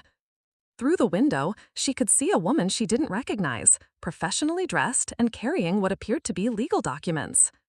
Ms. Mitchell? I'm Andrea Santos from the Philadelphia Housing Authority. I was hoping we could speak for a few minutes about a matter concerning your property. Sarah felt a cold spike of anxiety. Official visits from housing authorities rarely brought good news. She invited Andrea inside and offered coffee, trying to read the other woman's expression for clues about the nature of her visit. Miss Mitchell, I'm here because we received a complaint about your property, a claim that you're operating an illegal boarding house and collecting rent from multiple tenants without proper permits. I'm sorry, what? Andrea consulted her paperwork. The complaint alleges that you're renting rooms to family members and friends without declaring the income or obtaining the necessary residential business licenses. Sarah felt her confusion deepen. I live alone. I don't rent rooms to anyone. The complaint specifically mentions multiple vehicles in your driveway on weekends, regular large gatherings, and evidence of commercial food preparation for paying clients. I'm sorry, what? Andrea consulted her paperwork. The complaint alleges that you're renting rooms to family members and friends without declaring the income or obtaining the necessary residential business licenses. Sarah felt her confusion deepen. I live alone. I don't rent rooms to anyone.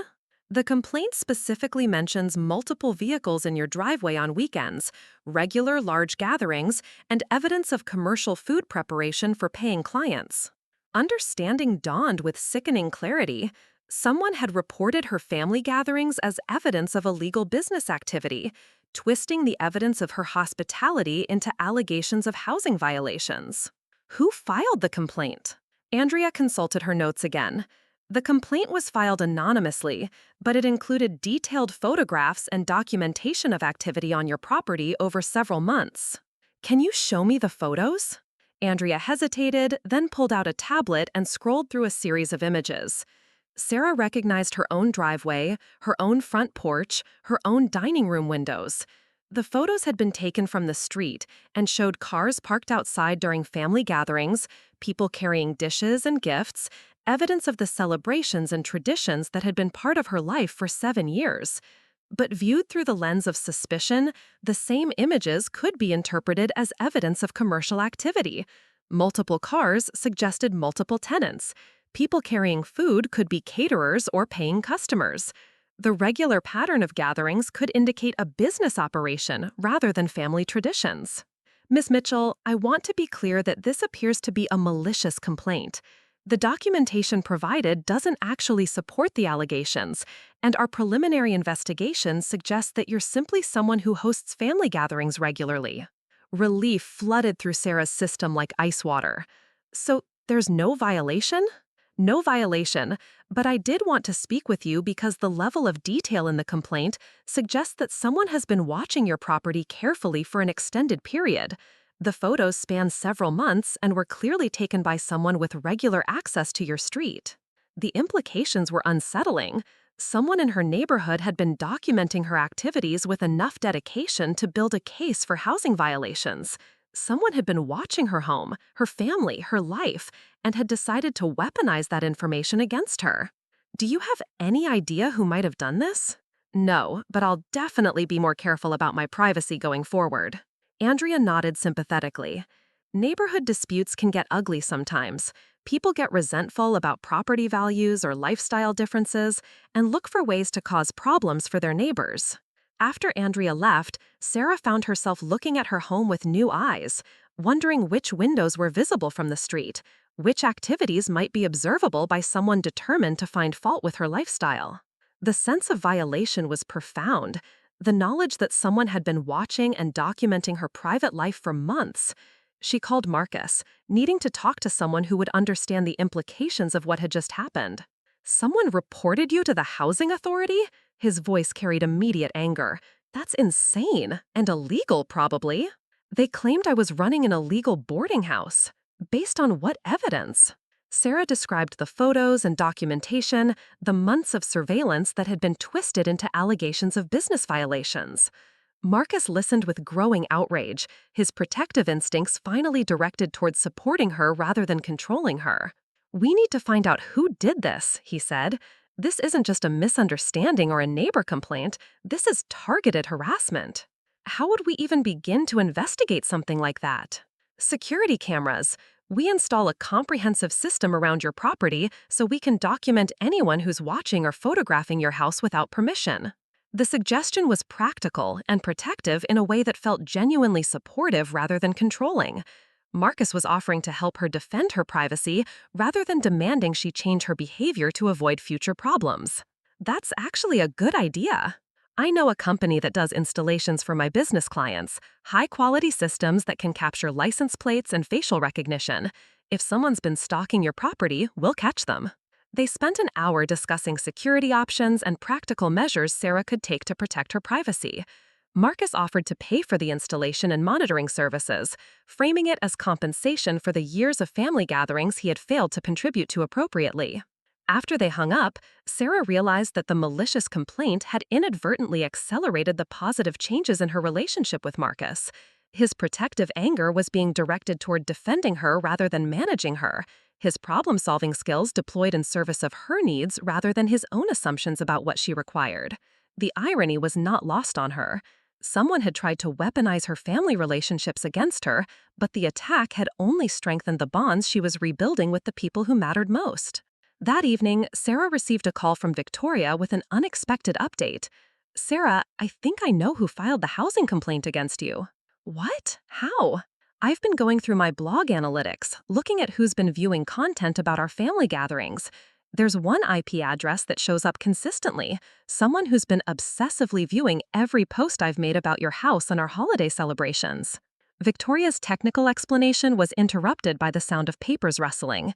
I did some digging, and the IP address belongs to Eleanor Whitman, your neighbor 3 houses down. Sarah felt a chill of recognition.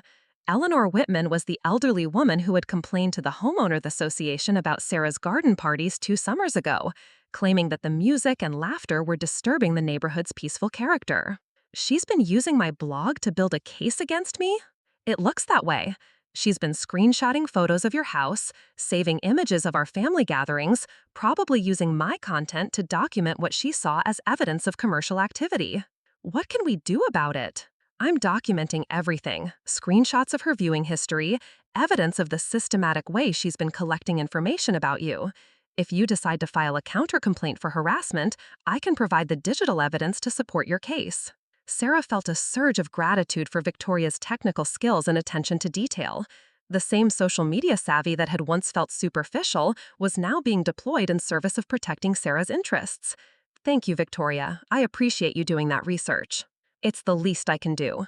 And Sarah? I'm thinking about writing a blog post about this whole situation, not naming names, but addressing the way people weaponize housing complaints against neighbors they don't like. Would that be okay with you? Actually, that sounds like exactly the kind of content that could help other people in similar situations.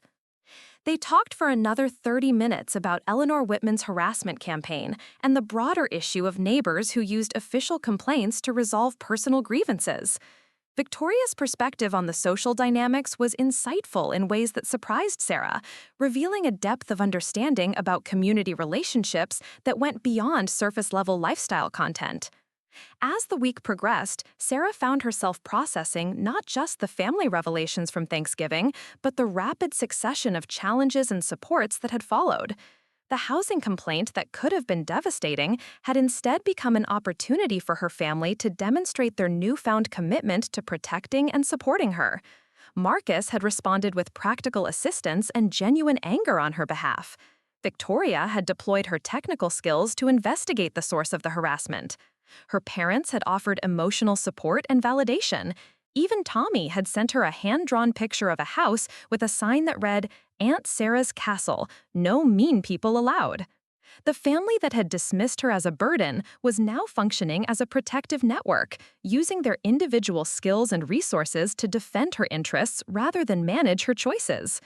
The transformation was remarkable, not just for its speed, but for its authenticity. These weren't performative gestures designed to smooth over temporary conflict. They were evidence of genuine change in how her family understood and valued her. By Friday evening, Sarah felt like she was living in a different reality than the one she had inhabited just a week earlier. Her relationships with her family members had been fundamentally restructured based on accurate information rather than outdated assumptions. Her professional prospects had been enhanced by Marcus's advocacy. Her security had been improved by practical measures designed to protect her privacy. Most importantly, her sense of belonging in her own life had been restored. For 7 years, she had felt like an outsider in her own story, watching her family construct narratives about her life that bore no resemblance to her actual experience. Now, finally, she was being seen clearly by the people who mattered most. The family burden had become the family cornerstone, and that cornerstone was strong enough to support whatever challenges lay ahead. 3 weeks after the housing complaint incident, Sarah was editing photos for the Design Today magazine feature when her doorbell rang. Through the security camera Marcus had installed, she could see a delivery truck and a driver holding an enormous bouquet of flowers. The arrangement was spectacular, easily 3 feet tall and filled with exotic blooms she couldn't identify. The accompanying card was written in elegant script. "Congratulations on your Design Today feature. We always knew you were extraordinary. With love and pride, the Mitchell family." Sarah carried the flowers to her dining room and set them on the sideboard, where they immediately transformed the space with their vibrant colors and sweet fragrance. The gesture was thoughtful in a way that went beyond simple congratulations. It was public acknowledgement of her professional achievement from the family members who had spent years questioning her career choices. Her phone buzzed with a text from Marcus. "Did the flowers arrive? Victoria picked them out. She said they needed to be magazine-worthy since you're basically famous now. The easy pride in his message made her smile. This was what healthy family relationships looked like, she realized. Celebration without competition, support without conditions, acknowledgement without the need for extensive justification or explanation. The magazine feature had exceeded all her expectations. The photographer had spent an entire day capturing her workspace, her design process, and the quiet confidence with which she approached complex branding challenges. The article positioned her as an emerging talent worth watching, someone who combined artistic vision with business acumen in ways that produced results for major corporate clients. More importantly, the exposure had generated significant new business. Her phone had been ringing steadily with inquiries from companies that had seen the article and wanted to discuss potential projects. She had already signed 3 new contracts and was scheduling consultations with 2 more prospective clients. The professional validation was gratifying, but it paled in comparison to the personal satisfaction of being seen accurately by her family. Marcus had been sending her business referrals. Victoria had been promoting her work through her blog and social media channels with proper attribution and profit-sharing arrangements. Her parents had been telling their friends about her accomplishments with genuine pride rather than worried concern. Even Tommy had become an enthusiastic promoter, telling his classmates that his aunt was a famous artist who makes logos for big companies. His teacher had apparently asked for Sarah's business card after Tommy brought one of her design books for show and tell.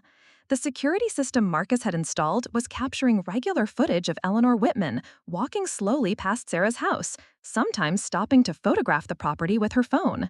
The documentation was building a clear case for harassment that went far beyond a single malicious complaint to the housing authority. Sarah's lawyer had advised her to continue collecting evidence before taking any legal action, but the knowledge that Eleanor's behavior was being recorded had given Sarah peace of mind. She no longer felt vulnerable to false accusations or anonymous attacks because she had proof of their source and motivation. On a crisp Saturday morning in early December, Sarah was finalizing plans for her annual holiday party when Victoria called with unexpected news. "Sarah, you're not going to believe this. Eleanor Whitman just called me." "She called you? How did she even get your number?" "Apparently, she found it through my blog contact information. She wanted to know if I could talk some sense into you about your disruptive lifestyle and convince you to respect neighborhood standards." Sarah felt a familiar spike of anger at Eleanor's presumption. The woman had filed false complaints, conducted months of surveillance, and now felt entitled to recruit family members as allies in her harassment campaign. "What did you tell her?" "I told her that you're one of the most responsible homeowners I've ever met, and that she should focus on her own property instead of obsessing over yours. I also told her that I'm documenting her harassment for potential legal action." Victoria's protective stance was both surprising and gratifying. The sister-in-law who had once treated Sarah like a convenient resource was now actively defending her against outside criticism. How did she respond to that? "She hung up on me, but not before making some very unpleasant comments about your moral character and the kind of people you associate with." The racial and social undertones in Eleanor's complaints were becoming more explicit, revealing motivations that went beyond simple neighborhood disputes. Sarah realized that her success and independence threatened Eleanor's sense of how the neighborhood hierarchy should function. "I think it might be time to file that harassment complaint," Sarah said. "I think you're right. And Sarah, I want to testify on your behalf if this goes to court. I have documentation of her systematic monitoring of your activities, and I can explain how she's been misrepresenting normal family gatherings as evidence of commercial violations." The conversation continued for another hour as they discussed legal strategies and practical measures for dealing with Eleanor's escalating behavior. Victoria's support was comprehensive and informed, drawing on her social media expertise to document digital harassment patterns that might otherwise go unnoticed. After they hung up, Sarah found herself reflecting on how completely her family relationships had transformed. The people who had once been sources of stress and frustration had become her strongest advocates and most reliable supporters. The change was profound enough to feel almost miraculous, like waking up to discover that a chronic illness had spontaneously resolved itself. That afternoon, Marcus arrived with Tommy in tow, both of them carrying art supplies and wearing expressions of focused determination. "Aunt Sarah," Tommy called out as soon as she opened the door, "Dad bought me professional drawing pencils so I can learn to make logos like you." The enthusiasm in his voice was infectious, and Sarah found herself looking forward to an afternoon of artistic collaboration. Marcus had clearly put thought into selecting age-appropriate but high-quality supplies, and his willingness to spend his Saturday learning alongside his son demonstrated a level of family engagement she hadn't seen from him before. They spent 3 hours at Sarah's dining room table, working through basic design principles and exploring different approaches to visual communication.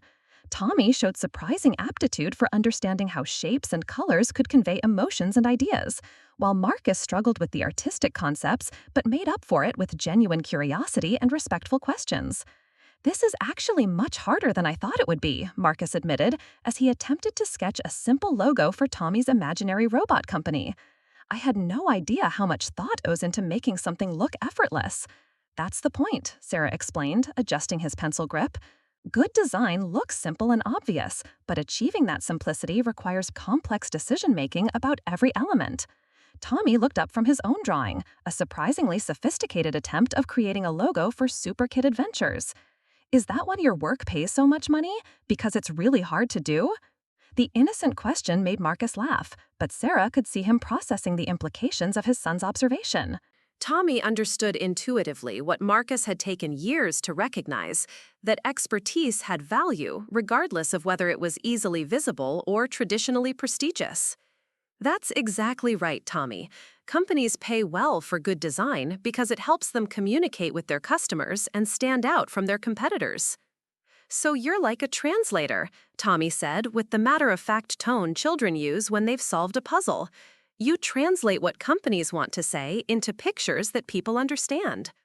Sarah felt a surge of pride at her nephew's insight.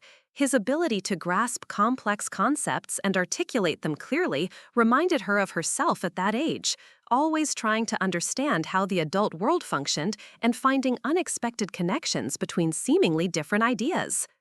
"That's one of the best descriptions of design work I've ever heard," she told him. "You might have a future in this field if you're interested."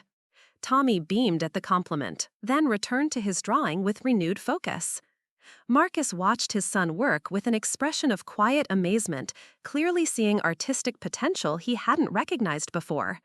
"Sarah," Marcus said quietly, "I owe you another apology. I never encouraged Tommy's creative interests because I didn't understand their value. I was pushing him towards sports and conventional academic subjects because that's what I thought successful kids should focus on. There's nothing wrong with sports and academics, but there's also nothing wrong with artistic expression and creative problem-solving. I know that now. Watching you work today, seeing how you think through design challenges, I understand that creativity is just another form of intelligence, one that I never learned to recognize or value properly." They worked in comfortable silence for a while, each focused on their individual projects, but sharing the companionable atmosphere of people learning together. The dining room was filled with afternoon light and the quiet sounds of pencils moving across paper, creating a sense of peaceful productivity that felt like a luxury in Sarah's normally solitary work routine. When Tommy finished his logo, he held it up with evident pride. The design was crude by professional standards, but showed genuine understanding of visual balance and symbolic representation. He had created a cartoon figure wearing a cape and mask surrounded by action lines that suggested movement and excitement. "This is really impressive, Tommy," Sarah said, examining his work with the seriousness it deserved. "You've used color and composition to create energy and movement. That's advanced thinking for someone your age." "Could I put it on a t-shirt?" "Absolutely. There are websites where you can upload your design and order custom shirts. I can show you how to scan your drawing and prepare it for printing." Tommy's excitement at this possibility was infectious, and Marcus found himself caught up in his son's enthusiasm for creative expression. They spent another hour learning about the practical applications of design work, from t-shirt printing to business cards to social media graphics. As the afternoon wound down and Marcus prepared to take Tommy home, he pulled Sarah aside for a private conversation.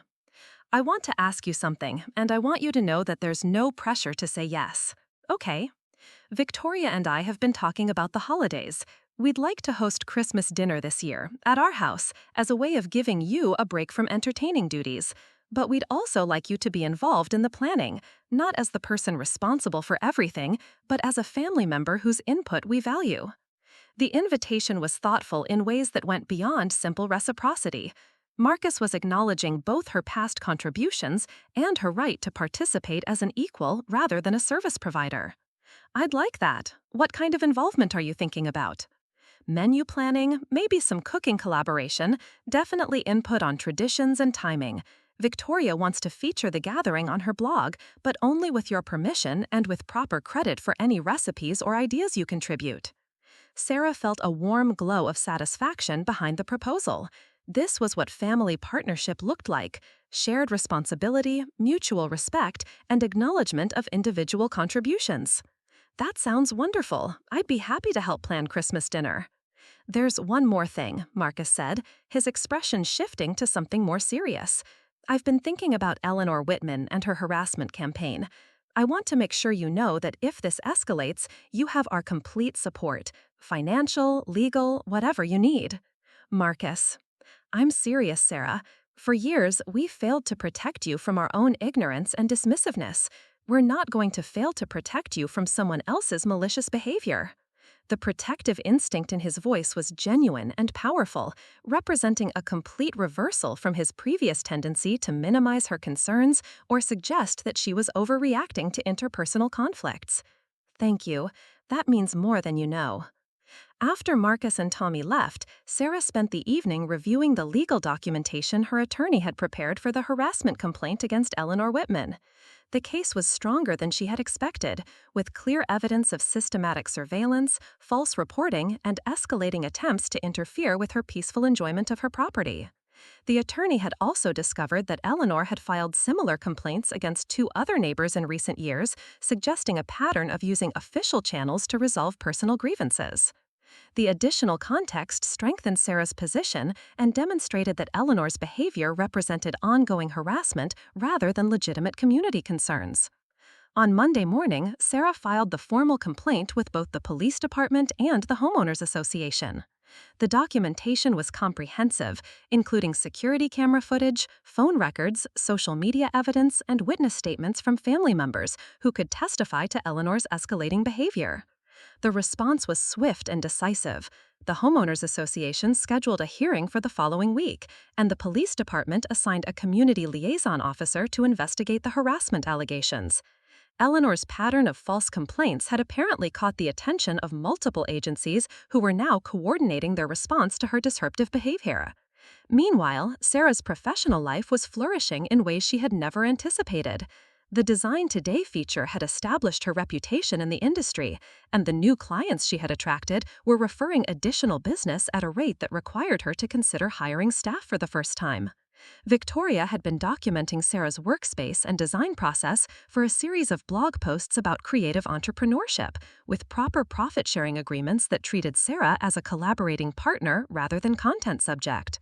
The posts were generating significant engagement and driving additional business inquiries from Victoria's substantial following. More surprisingly, Marcus had begun incorporating Sarah's design expertise into his consulting work, bringing her in as a subcontractor on projects that required visual communication strategies. Their professional collaboration was revealing new dimensions of their relationship and creating opportunities for mutual support that went beyond family obligations. The week of the Homeowners Association hearing, Sarah received an unexpected phone call from Eleanor Whitman herself. Ms. Mitchell, this is Eleanor Whitman. I believe we need to discuss this misunderstanding before it gets out of hand. The presumption in Eleanor's tone was remarkable, as if months of harassment could be dismissed as a simple misunderstanding between reasonable neighbors. Mrs. Whitman, my attorney has advised me not to discuss this matter with you directly. Oh, nonsense. We're both intelligent women. Surely we can resolve this without involving lawyers and making a public spectacle. Sarah could hear the edge of desperation in Eleanor's voice, suggesting that she was beginning to understand the legal consequences of her behavior. The prospect of facing official censure for harassment was apparently more serious than Eleanor had anticipated. Mrs. Whitman, you filed false reports with the Housing Authority, conducted months of surveillance of my property, and attempted to recruit my family members into your campaign against me. This isn't a misunderstanding. This is harassment. I was simply trying to maintain neighborhood standards. Your constant entertaining and commercial activities were disrupting our peaceful community. My family gatherings are not commercial activities, and my right to use my own property for lawful purposes is not subject to your approval." Eleanor's voice sharpened with frustration. "Young lady, I've been living in this neighborhood for 40 years. I know what belongs here and what doesn't." The implicit threat in her words confirmed what Sarah had suspected about Eleanor's motivations. This wasn't really about noise complaints or zoning violations. It was about a certain type of person believing they had the right to control who belonged in their community and how they should behave. "Mrs. Whitman, this conversation is over. Please direct any further communication through the appropriate legal channels." Sarah hung up, feeling both angry and vindicated. Eleanor's call had revealed the entitled mindset behind her harassment campaign and provided additional evidence of her unwillingness to respect boundaries or acknowledge wrongdoing. The Homeowners Association hearing took place in the Community Center conference room, with Sarah represented by her attorney and supported by Marcus, Victoria, and her parents. Eleanor attended with her own lawyer and a notebook full of printed emails and photographs that she believed supported her position. The proceedings were more formal than Sarah had expected, with a 3-person panel reviewing evidence and hearing testimony from both sides. Eleanor's presentation focused on property values and community standards, with frequent references to the disruption caused by Sarah's excessive entertaining and questionable lifestyle choices. Sarah's attorney methodically dismantled Eleanor's arguments, demonstrating that none of her complaints had legal merit and that her behavior constituted harassment under both local ordinances and state law. The security camera footage was particularly damaging to Eleanor's credibility, showing her repeatedly trespassing on Sarah's property to take photographs and document activities that were clearly visible from her own home. Victoria's testimony about Eleanor's systematic monitoring of her blog content was especially effective, revealing the obsessive nature of Eleanor's surveillance and her willingness to misrepresent innocent family celebrations as evidence of commercial violations. Marcus testified about the false housing complaint and Eleanor's attempt to recruit family members as allies in her harassment campaign. His professional demeanor and clear articulation of the facts made a strong impression on the panel, and his obvious protective stance towards Sarah demonstrated family solidarity that contradicted Eleanor's suggestions about Sarah's social isolation. The panel's decision was unanimous and comprehensive. Eleanor was found to have violated multiple community standards through her harassment campaign and was ordered to cease all surveillance and communication directed toward Sarah. She was also required to pay a substantial fine and attend mandatory mediation training about appropriate neighbor relations. More significantly, the panel's report would be forwarded to the police department and the housing authority, creating an official record of Eleanor's false complaints that would prevent her from weaponizing those agencies against other neighbors in the future. After the hearing, Sarah's family gathered at a nearby restaurant to celebrate the victory. The atmosphere was festive and supportive, with everyone expressing relief that Eleanor's harassment campaign had been officially recognized and curtailed. "I'm proud of how you handled this," Patricia told Sarah over dinner. "You documented everything carefully, you sought appropriate legal counsel, and you stood up for yourself without escalating the conflict unnecessarily." "I learned from watching you navigate difficult situations," Sarah replied. "You always taught me to keep records and follow proper procedures when dealing with official matters." The acknowledgement made Patricia's eyes brighten with pride. For the first time in years, she was being recognized for positive influence rather than problematic interference in Sarah's life. Robert raised his wineglass in a toast. "To Sarah, for showing us all what grace under pressure looks like, and to the rest of us for finally learning to support each other properly." The sentiment was echoed around the table, creating a moment of genuine family unity that felt both celebratory and healing. Sarah looked around at the faces of people who had frustrated and hurt her for years, but who had ultimately chosen growth and change over rigid defensiveness. Tommy, who had been quietly working on a new logo design throughout dinner, suddenly looked up with bright excitement. "Aunt Sarah, can you teach me how to make a website? I want to start a business selling my logos to other kids." The entrepreneurial ambition in his 8-year-old voice made everyone laugh, but Sarah could see genuine business instincts emerging. Tommy understood that creative work had value, that skills could be monetized, and that age was not necessarily a barrier to professional achievement. I think that's a wonderful idea, Tommy. We can start with a simple portfolio site and see how it develops. Marcus looked both amused and impressed by his son's business aspirations. I never had that kind of entrepreneurial thinking when I was his age. I was completely focused on following traditional paths and meeting conventional expectations. Maybe that's because you were rewarded for following traditional paths, Sarah pointed out. Tommy's growing up seeing that creativity and independence can also lead to success. The observation sparked a broader conversation about family expectations and the ways that different generations approached career development and financial security. Sarah found herself in the unusual position of being consulted as an expert rather than lectured as someone who needed guidance. Victoria had been documenting the celebration with her phone, but she set it aside to address Sarah directly. "I want to ask you something personal, and you can absolutely say no. Go ahead. Would you be interested in co-hosting a podcast with me? Something about entrepreneurship and family dynamics, maybe called Beyond Expectations or something like that?" The suggestion was intriguing and flattering, representing Victoria's recognition of Sarah as an equal partner rather than content material. The podcast format would allow for deeper exploration of complex topics than Victoria's usual blog posts, and the collaborative approach would ensure balanced perspectives. What kind of content are you thinking about? Interviews with people who've built unconventional careers, discussions about family support systems, maybe some episodes about dealing with criticism and staying true to your vision? I think we'd have good chemistry as co-hosts, and your business expertise would complement my social media background. Sarah found herself genuinely excited by the possibility. The podcast would provide a platform for discussing issues that mattered to her while building her professional profile in new ways. More importantly, it would represent a true partnership with Victoria based on mutual respect and complementary skills. I'd like to try it. Maybe we could start with a few episodes and see how it feels? Perfect. I'll start researching production logistics and potential guests. The conversation continued late into the evening, covering Tommy's business plans to Victoria's podcast ideas to Marcus's growing understanding of creative industries. Sarah realized that this was what healthy family relationships looked like: mutual interest, genuine support, and respect for individual expertise. 2 weeks later, Sarah was preparing for the Christmas dinner that Marcus and Victoria were hosting when she received a call from Jennifer Walsh at Design Today magazine. "Miss Mitchell, I have some exciting news. Your feature generated more reader engagement than any design article we've published this year. We'd like to offer you a regular column." A regular column? Monthly pieces about design trends, client management, maybe some profiles of emerging artists in your network. It would be a significant platform for building your professional reputation.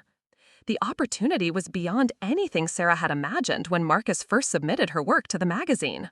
A regular column would establish her as a thought leader in the design industry and provide consistent exposure to potential clients and collaborators. "I'm very interested. What kind of timeline are you thinking about?" "We'd like to launch the column with our spring issue. That gives us about 6 weeks to develop the format and prepare the first few pieces." They discussed logistics and creative direction for another 30 minutes. The column would be called Design Perspective and would focus on the intersection of artistic vision and business strategy. Sarah would have editorial control over the content and the freedom to explore topics that mattered to her professionally and personally. After hanging up, Sarah sat in her home office, looking around at the space that had evolved from her grandmother's sewing room into a professional design studio. The transformation felt symbolic of her entire journey over the past few months, from family burden to recognized expert, from dismissed sister to valued collaborator. Christmas dinner at Marcus and Victoria's house was a revelation in family dynamics. The planning had been truly collaborative, with Sarah contributing menu ideas and cooking expertise, while Victoria handled logistics and Marcus managed the wine selection and table setup. Everyone had roles that matched their interests and abilities, and no one person carried the entire burden of hosting responsibilities. The meal itself was excellent, but more importantly, the atmosphere was relaxed and inclusive. Conversation flowed naturally between professional achievements, family memories, and future plans. Tommy entertained everyone with updates on his logo business, which had already attracted 3 paying customers from his elementary school class. "I made $18 so far," he announced proudly. "Aunt Sarah says that's a good profit margin for my first month in business." Robert looked genuinely impressed. $18 is more than I made in my first month of any job. You're ahead of the curve, Tommy. What are you going to do with your profits? Patricia asked. "I'm saving half for college and spending half on better art supplies. Aunt Sarah taught me about business investment." The casual reference to Sarah as a business mentor rather than the family burden was a small but significant indicator of how thoroughly the family narrative had shifted. Tommy saw her as successful and knowledgeable, someone worth emulating rather than someone who needed rescuing. After dinner, while Tommy was showing his grandparents his latest logo designs, Marcus approached Sarah with a serious expression. "I have something for you," he said, pulling an envelope from his jacket pocket. "It's not exactly a Christmas present, but I wanted to give it to you today." Sarah opened the envelope to find a formal document from Marcus's firm, establishing a consulting partnership that would give her equity stake in certain design-related projects. The terms were generous and recognized her expertise as genuinely valuable to his business operations. "Marcus, it's what I should have offered years ago. You have skills that complement my business model, and I want to build a real partnership instead of just hiring you as a contractor." The document represented more than professional collaboration. It was formal recognition of Sarah as an equal, someone whose expertise warranted ownership stakes rather than hourly fees. The gesture acknowledged both her professional competence and her right to participate in the financial benefits of their joint work. "Are you sure about this? Partnerships can be complicated, especially between family members." "I'm sure. We work well together, we have complementary skills, and I trust your judgment. Plus, my therapist says that collaborative relationships are healthier than hierarchical ones." Sarah laughed at the casual reference to therapeutic guidance. "You're really committed to this personal growth thing, aren't you?" Turns out that acknowledging your mistakes and working to fix them is actually less exhausting than pretending everything is fine while your relationships slowly deteriorate. They shook hands on the partnership agreement, a formal gesture that felt both professional and deeply personal. Sarah realized that this was the first time in their adult relationship that Marcus was treating her as a true peer, someone whose contributions he valued enough to share financial risk and potential reward. The evening continued with gift exchanges and family traditions, but the partnership agreement remained the most meaningful part of the celebration for Sarah. It represented the completion of her transformation from family burden to family partner, from someone who needed support to someone whose support was actively sought and valued. Victoria announced during dessert that she and Sarah's first podcast episode was scheduled to record the following week, with a tentative launch date in early February. The topic would be redefining family expectations, and they plan to use their own relationship evolution as a case study in how families could adapt and grow together. "I think we can help other people who are dealing with similar dynamics," Victoria said. "Families who love each other but get stuck in patterns that don't work anymore." The response to Sarah's magazine feature suggests there's real interest in stories about unconventional career paths and family support systems, Marcus added. "I think the podcast could fill an important niche."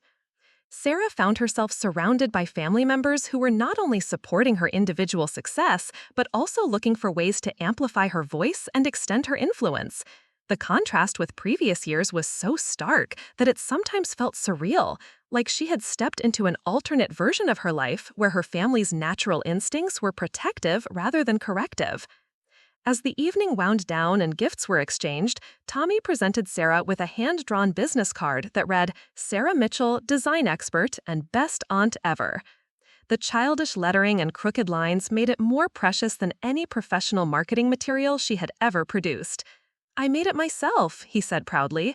"You can use it for your new magazine job." "It's perfect, Tommy. I'll keep it in my wallet." Driving home that night through the quiet neighborhood streets, Sarah reflected on the extraordinary changes that had occurred since that Thanksgiving dinner when Marcus had called her the family burden. The transformation had been rapid and comprehensive, touching every aspect of her relationships with the people who mattered most. Eleanor Whitman's house was dark as Sarah passed it, and she realized that she had barely thought about her neighbor's harassment campaign in recent weeks. The threat had been neutralized through appropriate legal channels, and Eleanor's power to disrupt Sarah's peace had been essentially eliminated. More importantly, Sarah no longer felt vulnerable to external criticism or attack because she had a solid foundation of family support. The people who knew her best now saw her clearly and valued her contributions appropriately. Their recognition had given her confidence to pursue opportunities she might have previously avoided and to establish boundaries she might have previously hesitated to enforce. The week between Christmas and New Year brought a flurry of professional activity as Sarah prepared for the launch of her Design Today column and the recording of her first podcast episode with Victoria. The magazine had provided a photographer and stylist for new headshots, and Victoria had arranged for professional podcast recording equipment to be installed in Sarah's home office. The collaboration with Victoria was revealing new dimensions of her sister-in-law's professional capabilities. Victoria's social media expertise translated surprisingly well to podcast production, and her interviewing skills were more sophisticated than Sarah had expected. Their practice sessions had flowed naturally, with both women bringing different perspectives to shared topics. "I think we have really good chemistry," Victoria said after their final rehearsal. "Your analytical approach balances my more intuitive style, and we're both comfortable challenging each other's assumptions. I'm excited about the potential guest interviews. The list you've compiled is impressive." Victoria had reached out to entrepreneurs, artists, and business leaders who had built unconventional career paths or navigated complex family dynamics. The response had been overwhelmingly positive, with several high-profile guests already confirmed for future episodes. "The thing that surprises me," Victoria said, "is how many people have similar stories about being underestimated by their families. It's apparently a much more common experience than I realized." Family relationships are complicated. People love each other and hurt each other simultaneously, often without even realizing they're doing it. Their conversation was interrupted by a call from Marcus, who was dealing with a last-minute crisis at his consulting firm. A major client was demanding significant changes to a project timeline, and Marcus needed Sarah's design expertise to determine whether the requested modifications were feasible within budget constraints. "Can you meet me at my office in an hour? I know it's short notice, but this client represents about 30% of our annual revenue." "Of course, I'll be there." The crisis consultation lasted 4 hours and required Sarah to completely restructure a visual branding campaign under intense time pressure. The work was challenging and stressful, but it also demonstrated the value of their new partnership arrangement. Sarah's expertise was essential to resolving the client's concerns, and her equity stake in the project meant she was motivated to find creative solutions rather than simply collecting hourly fees. When they finally satisfied the client's requirements and secured the contract, Marcus turned to Sarah with evident relief and gratitude. "I couldn't have done this without you. Your ability to think creatively under pressure is exactly what this situation required. That's what partners do. We solve problems together." The successful collaboration reinforced Sarah's confidence in their business relationship and demonstrated that family partnerships could work when they were based on mutual respect and complementary skills. The financial success of the project also provided concrete evidence of her professional value, making it impossible for anyone to dismiss her contributions as family charity. New Year's Eve brought another family gathering, this one smaller and more intimate than the holiday celebrations. Sarah hosted a quiet dinner for her parents, Marcus, Victoria, and Tommy, featuring a menu that showcased her culinary skills without the pressure of formal entertaining. The conversation naturally turned to reflections on the year's changes and hopes for the coming months. Everyone acknowledged that the family's relationship dynamics had been fundamentally transformed, but there was also recognition that maintaining these positive changes would require ongoing effort and attention. "I think the most important thing we've learned," Patricia said, "is that assumptions can be incredibly damaging, even when they come from love and concern. And that asking questions is better than making assumptions," Robert added, "even when the questions feel uncomfortable or intrusive." Marcus raised his wineglass in a toast. "To Sarah, for having the patience to let us figure out who you really are, and to all of us for proving that people can change when they're motivated by love rather than pride."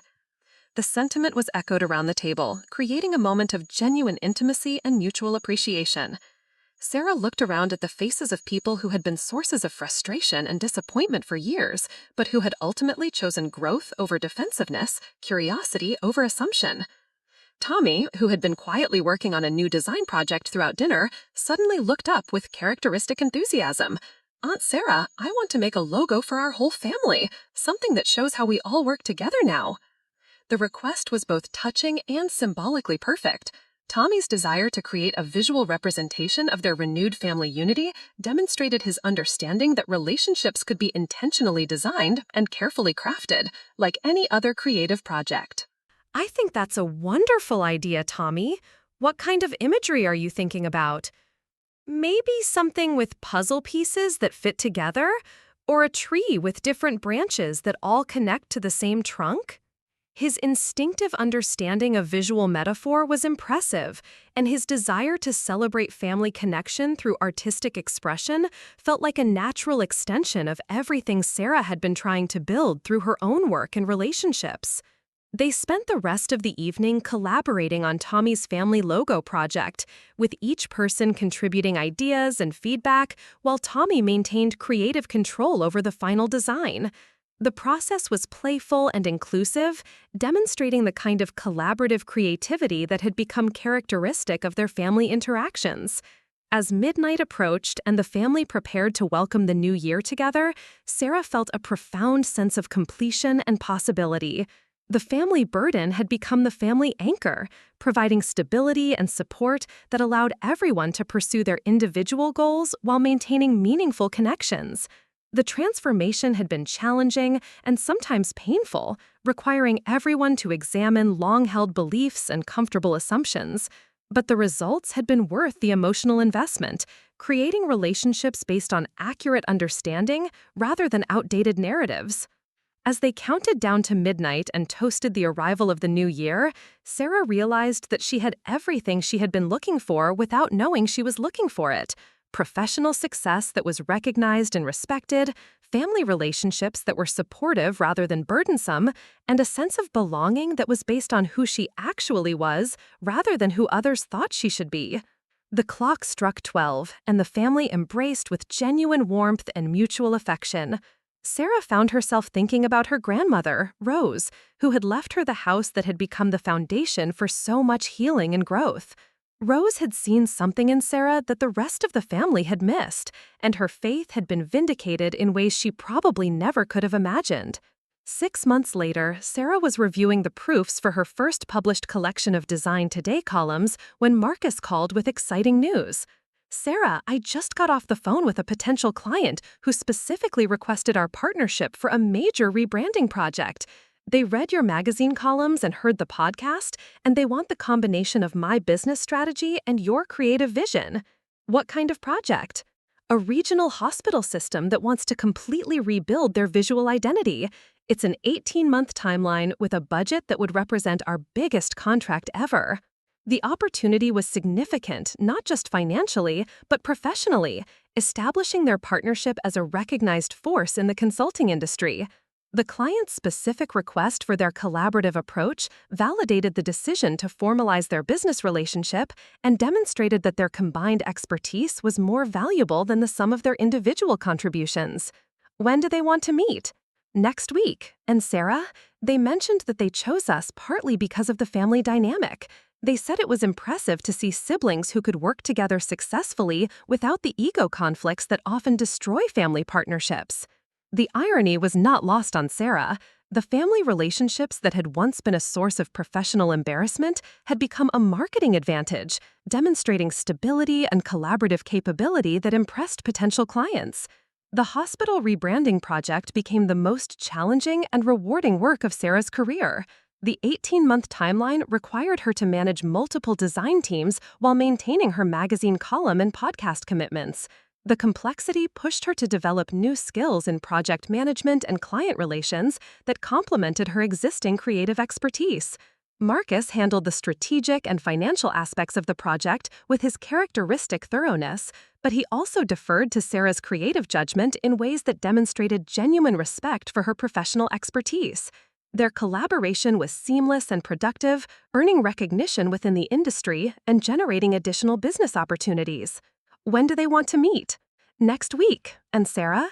"They mentioned that they chose us partly because of the family dynamic. They said it was impressive to see siblings who could work together successfully without the ego conflicts that often destroy family partnerships. The irony was not lost on Sarah. The family relationships that had once been a source of professional embarrassment had become a marketing advantage, demonstrating stability and collaborative capability that impressed potential clients. The hospital rebranding project became the most challenging and rewarding work of Sarah's career. The 18-month timeline required her to manage multiple design teams while maintaining her magazine column and podcast commitments. The complexity pushed her to develop new skills in project management and client relations that complemented her existing creative expertise. Marcus handled the strategic and financial aspects of the project with his characteristic thoroughness, but he also deferred to Sarah's creative judgment in ways that demonstrated genuine respect for her professional expertise. Their collaboration was seamless and productive, earning recognition within the industry and generating additional business opportunities. Victoria documented their project process for a podcast series about family business partnerships, creating content that was both personally meaningful and professionally valuable. The episodes attracted significant attention from business publications and led to speaking opportunities at industry conferences. Tommy's logo business had expanded to include designs for local small businesses, with Sarah providing technical guidance and Marcus handling the financial planning. At 9 years old, he was already thinking about trademark protection and brand expansion in ways that impressed the adults around him. The family gatherings continued at Sarah's house, but the dynamics had evolved to reflect everyone's changed understanding of their relationships. Sarah was acknowledged as the host rather than treated as the service provider, and family members contributed appropriately to both the costs and the work of entertaining. Eleanor Whitman had moved away 6 months after the Homeowners Association hearing, selling her house to a young family that quickly became friendly neighbors who appreciated Sarah's gardening expertise and occasionally borrowed tools rather than filing complaints. Patricia and Robert had settled into a retirement routine that included regular volunteer work with organizations that Sarah recommended, allowing them to channel their desire to help others into constructive activities rather than unnecessary interference in their daughter's life. On the first anniversary of the Thanksgiving dinner that had changed everything, Sarah hosted another family celebration that included several new traditions. Tommy presented each family member with a customized logo he had designed to represent their individual personalities and contributions. Victoria interviewed everyone for a special podcast episode about family growth and change. Marcus gave a formal toast acknowledging the year's transformations and his gratitude for Sarah's patience during the family's learning process. Most significantly, Sarah announced that she was purchasing the property adjacent to her house, with plans to build a dedicated design studio that would accommodate her growing team and provide space for the expanded business partnerships that had emerged from her collaboration with Marcus. "I want to create a space where creativity and commerce can coexist comfortably," she explained to the gathered family, "a place where artists and entrepreneurs can work together without compromising their individual visions." The announcement was met with enthusiasm and offers of support from every family member. Marcus volunteered to handle the business planning aspects of the expansion. Victoria offered to document the construction process for content about creative entrepreneurship. Tommy requested a small office where he could work on his own design projects. Patricia and Robert asked if they could help with the garden planning for the new property. The collective excitement about Sarah's expansion plans demonstrated how completely the family dynamics had shifted. Instead of questioning her decisions or offering unsolicited advice, everyone was looking for ways to support her vision and contribute to her success. As the anniversary dinner wound down and family members prepared to leave, Sarah found herself standing in her dining room, looking around at the space where everything had changed a year earlier. The mahogany table that had witnessed her humiliation had become the foundation for reconciliation. The house that had been her secret refuge had become her acknowledged home. Tommy approached her with a small wrapped package, his expression serious despite his young age. "This is for you, Aunt Sarah. It's not really a present, it's more like a thank you." Inside the package was a hand-drawn portrait of Sarah sitting at her computer, surrounded by colorful design elements and the words, "The best aunt and teacher in the world." The artistic quality was impressive for a 9-year-old, but more importantly, the image showed Sarah as Tommy saw her, competent, creative, and worthy of admiration. "Tommy, this is beautiful. Thank you. I wanted to draw you the way you really are, not the way some people used to think you were." The innocent observation carried profound wisdom about the power of perception and the importance of seeing people clearly. Tommy had understood intuitively what the adults in the family had taken years to recognize, that assumptions could blind people to realities that were clearly visible to anyone willing to look without preconceptions. As the family members said their goodbyes and made plans for the following week's activities, Sarah reflected on the journey that had brought them all to this point. The transformation had required courage from everyone involved, the willingness to admit mistakes, and the commitment to making different choices going forward. The family burden had become the family backbone, providing strength and stability that allowed everyone to pursue their individual goals while maintaining meaningful connections. The house that had been her secret sanctuary had become the acknowledged gathering place for a family that finally saw her clearly and valued her contributions appropriately. Standing in her dining room as the evening light faded, Sarah realized that she had achieved something rare and precious: the experience of being genuinely known and appreciated by the people who mattered most. The recognition had taken years to develop, but its authenticity made the wait worthwhile. Her phone buzzed with a text from Victoria. "Thank you for being patient with us while we figured out how to be better family members. Looking forward to whatever comes next." The message was followed by similar texts from Marcus, Patricia, and Robert, each expressing gratitude for Sarah's grace during their family's period of growth and change. Even Tommy sent a message, dictated to his father.